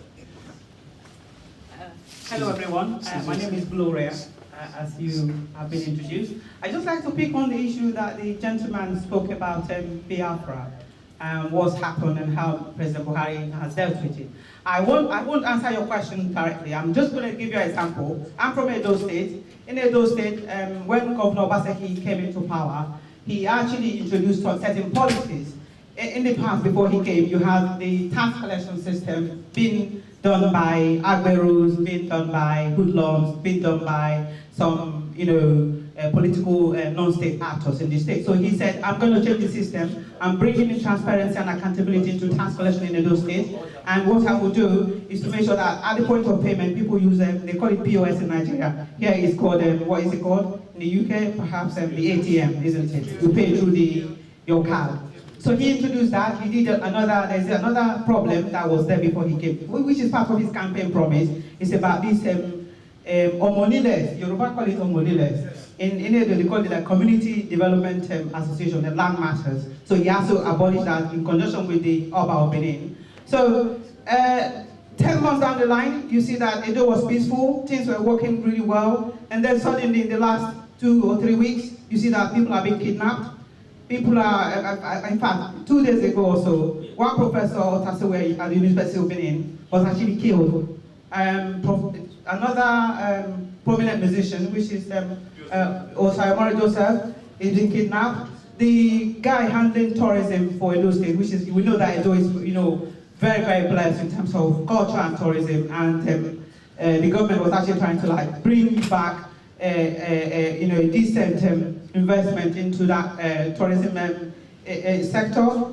The guy was kidnapped. He's the Obazu man, he's Mr. Ehanire. So to today, he has not been found. Why are these happening? These are happening because of some political actors that are not happy, the changes he's made, the policy changes. So behind every unrest in Nigeria, you find there are deep-rooted reasons. So you can relate that to the current shout of different sectors, different areas agitating for one thing or the other. This cry of restructuring, when did we start hearing about it? In 2015, we all campaigned. I was here in the UK. We campaigned for the election. Nobody talked about the restructuring. Even the Southeast people, they campaigned heavily, and President Jonathan, we know that they all voted heavily for him. So what has changed? They want to sever from Nigeria. So had Jonathan won the election, so does that mean that they would they have been asking for Biafra? So we should look beyond what we are seeing. There's a lot more that's going on. The president is doing his best as he can, as the leader of the country, as the father of the nation. So we should not apportion blame because there's a lot going on. I just gave you an example of Edo State. There and then, because of what the policies that have been introduced, people are not happy. They want to be collecting, they want to be asking, they want to be the one in charge. So that is not good. The blockages in the system, the BVN that you talked about, is one of those reasons. People want to be stealing. That is the truth. They want to be the one controlling. They don't care what the common man wants on the street. So we have to make sure that we are aware even before we join the crowd, the health media, that people say, oh, Buhari is this, Buhari is that. No, the man has the deep interest of the country at heart. He's doing his best. And as Nigerians, we just need to support him a little bit more, and then be more discerning when we have information in terms of what we're doing. So I'm going to stop now. Thank you very much. I thought I should just talk about that. Thank you. I'd just like to, sorry, what's the name, sir? Uche, what Uche said, and then the journalist as well. Uche, I love your commentary. It's really challenging because it's something we cannot gather in this sort of room and not look at things from every angle. So you've mentioned that the government, when they were campaigning, they were talking about restructuring. But the political party, yeah, the APC was talking about restructuring, but now they're in government, they're now asking for our views. I will choose to look at it a little bit differently though, or in a more positive way. I would say that if APC, for example, if they had gone ahead to just come for a conference or to start talking about restructuring, remember that we Nigerians will start to complain that they are trying to impose something on us. We've always said that. But I think now that they've come out, they are asking us to contribute. Perhaps this then gives them enough material, enough data for them to be able to come up with a position, which if they then don't do it, we can hold them to account. Yeah, exactly. So I think we should look at it that way. And for me, personally, I don't belong to APC. I'm a community leader in the UK. I don't even belong to PDP. I'm not in any political party in Nigeria. But I speak objectively. So trust me, I'm not saying it because of affiliation to any party. I'm just looking at it positively. Now they are asking for us to bring out our views about restructuring. Let us do it and then hold them to account. That's my position. On the on TV stations, the journalists. Now there are certain things when I come to conferences, I'm a bit scared sometimes that discussions could start to veer into areas that we may not be able to handle. One of the areas is the Biafra. I would say that please don't let's go there for this conference because all we're talking about is restructuring. That's one. But on the journalists in Nigeria, there's a lot. It's a lot. I will not blame the journalists in Nigeria for collecting money because if you look at the country, many of them are even not paid their salaries. So I've been in Nigeria. Every time I go to Nigeria and I try to call a press conference and all that, we've always had to give them something to get them to come there. Even in the UK here now, things have really changed. So maybe you don't know. In the UK... I didn't say that. I'm not blaming anybody particularly. I'm not actually blaming the... I'm blaming the culture of receiving. If I honest and you have morals, yeah, even if they don't pay you your salary, perhaps it's time to look for something else. Maybe. Okay, so I don't want us to be doing this, but let's talk generally now. Look, what I will say to you is that it's a deep problem, not just with journalists, even with teachers, with policemen, with the various sectors of our economy. We need to start working. Until Nigerians start to work, we will always have all of these complaints. Thank you.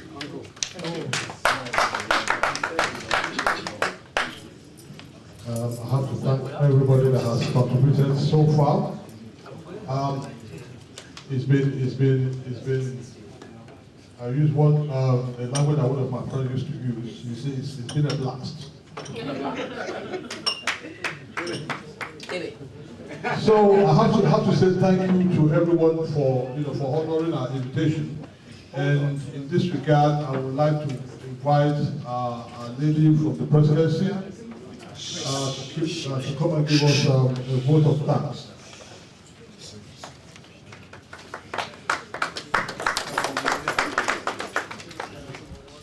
Wow. Where can I start from? What an excellent evening to actually be here and then listen to this all-important restructuring. When I got the invitation, and I said, wow, this is a very, very good topic and very timely too, because back home in Nigeria, everyone is talking about restructuring. Whether it means different things to different people, but that is the topic there. People, they are talking about restructuring. So thank you so much. I've deliberately not spoken. I just wanted to listen and absorb as much as possible what the views are here. The very interesting views, very vibrant views, the very intelligent perspective from these distinguished speakers, and then of course this young lady Ayu, representative of APC UK, and everyone else, the councillor from Acne, you're so fantastic, thank you so much. Our speakers, people who genuinely want to make a difference. I can see them in this room. Because if you don't care about Nigeria, there are other things you could be doing this Saturday evening, or even today, the whole of this evening that you're here. So thank you so much. It's not easy. Being a Nigerian, first and foremost, we're very proud people. We're, the most populous black nation in the world. But we have our problems, too many problems at the moment. But we have to be strong. We have to be up and doing. We have to be, proactive, especially in the diaspora. I am a diaspora myself. I still wear the hat of the diaspora. So thank you so much. You are doing excellently well, contributing back home. So what I would like to actually say is that we are doing awfully a lot, contributing back home, and then making sure that, our brothers and sisters, our parents, we're very concerned that the structure there is working. And I think that is very important. So thank you so much for coming.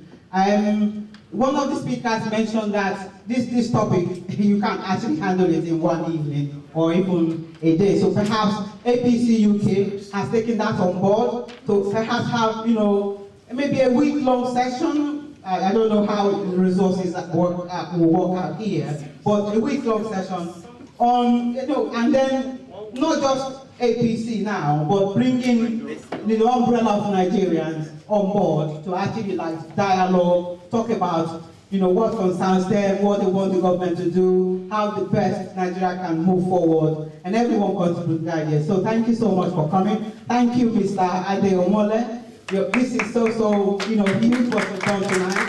It's incredible. Thank you to the APC UK chieftains, Mr. Adebola. That's right, isn't it? Thank you so much. And then for Ben TV for coming, to cover, and then the objectivity is always there. Thank you so much. The lady there, I think Lucas, isn't it? You mentioned about the misinformation going on. I think the media, like you rightly said, has a huge responsibility in making sure that the information being churned out on a daily basis that is the right one, that it is the correct information, rather than rushing to actually go to press. It's always good to actually check, double check to make sure what you're putting out is correct.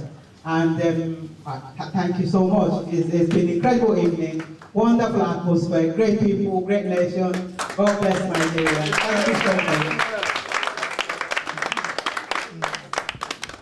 Thank you so much. Thank you to everybody. I cannot thank you enough. The only thing I'm just going to say right now, touching on the issue of this topic and the suggestion made by one of our speakers here, that has been taken on board. And trust me, before the end of the year, we will plan something. It will not be for a week, but at least it will be for a couple of days, definitely. You can trust us to deliver, always. So once more, thank you very much, and we hope to see you when next we put our flyers out there, that you will come. We signed up to become, if you want to be a member. What's the membership process? Okay.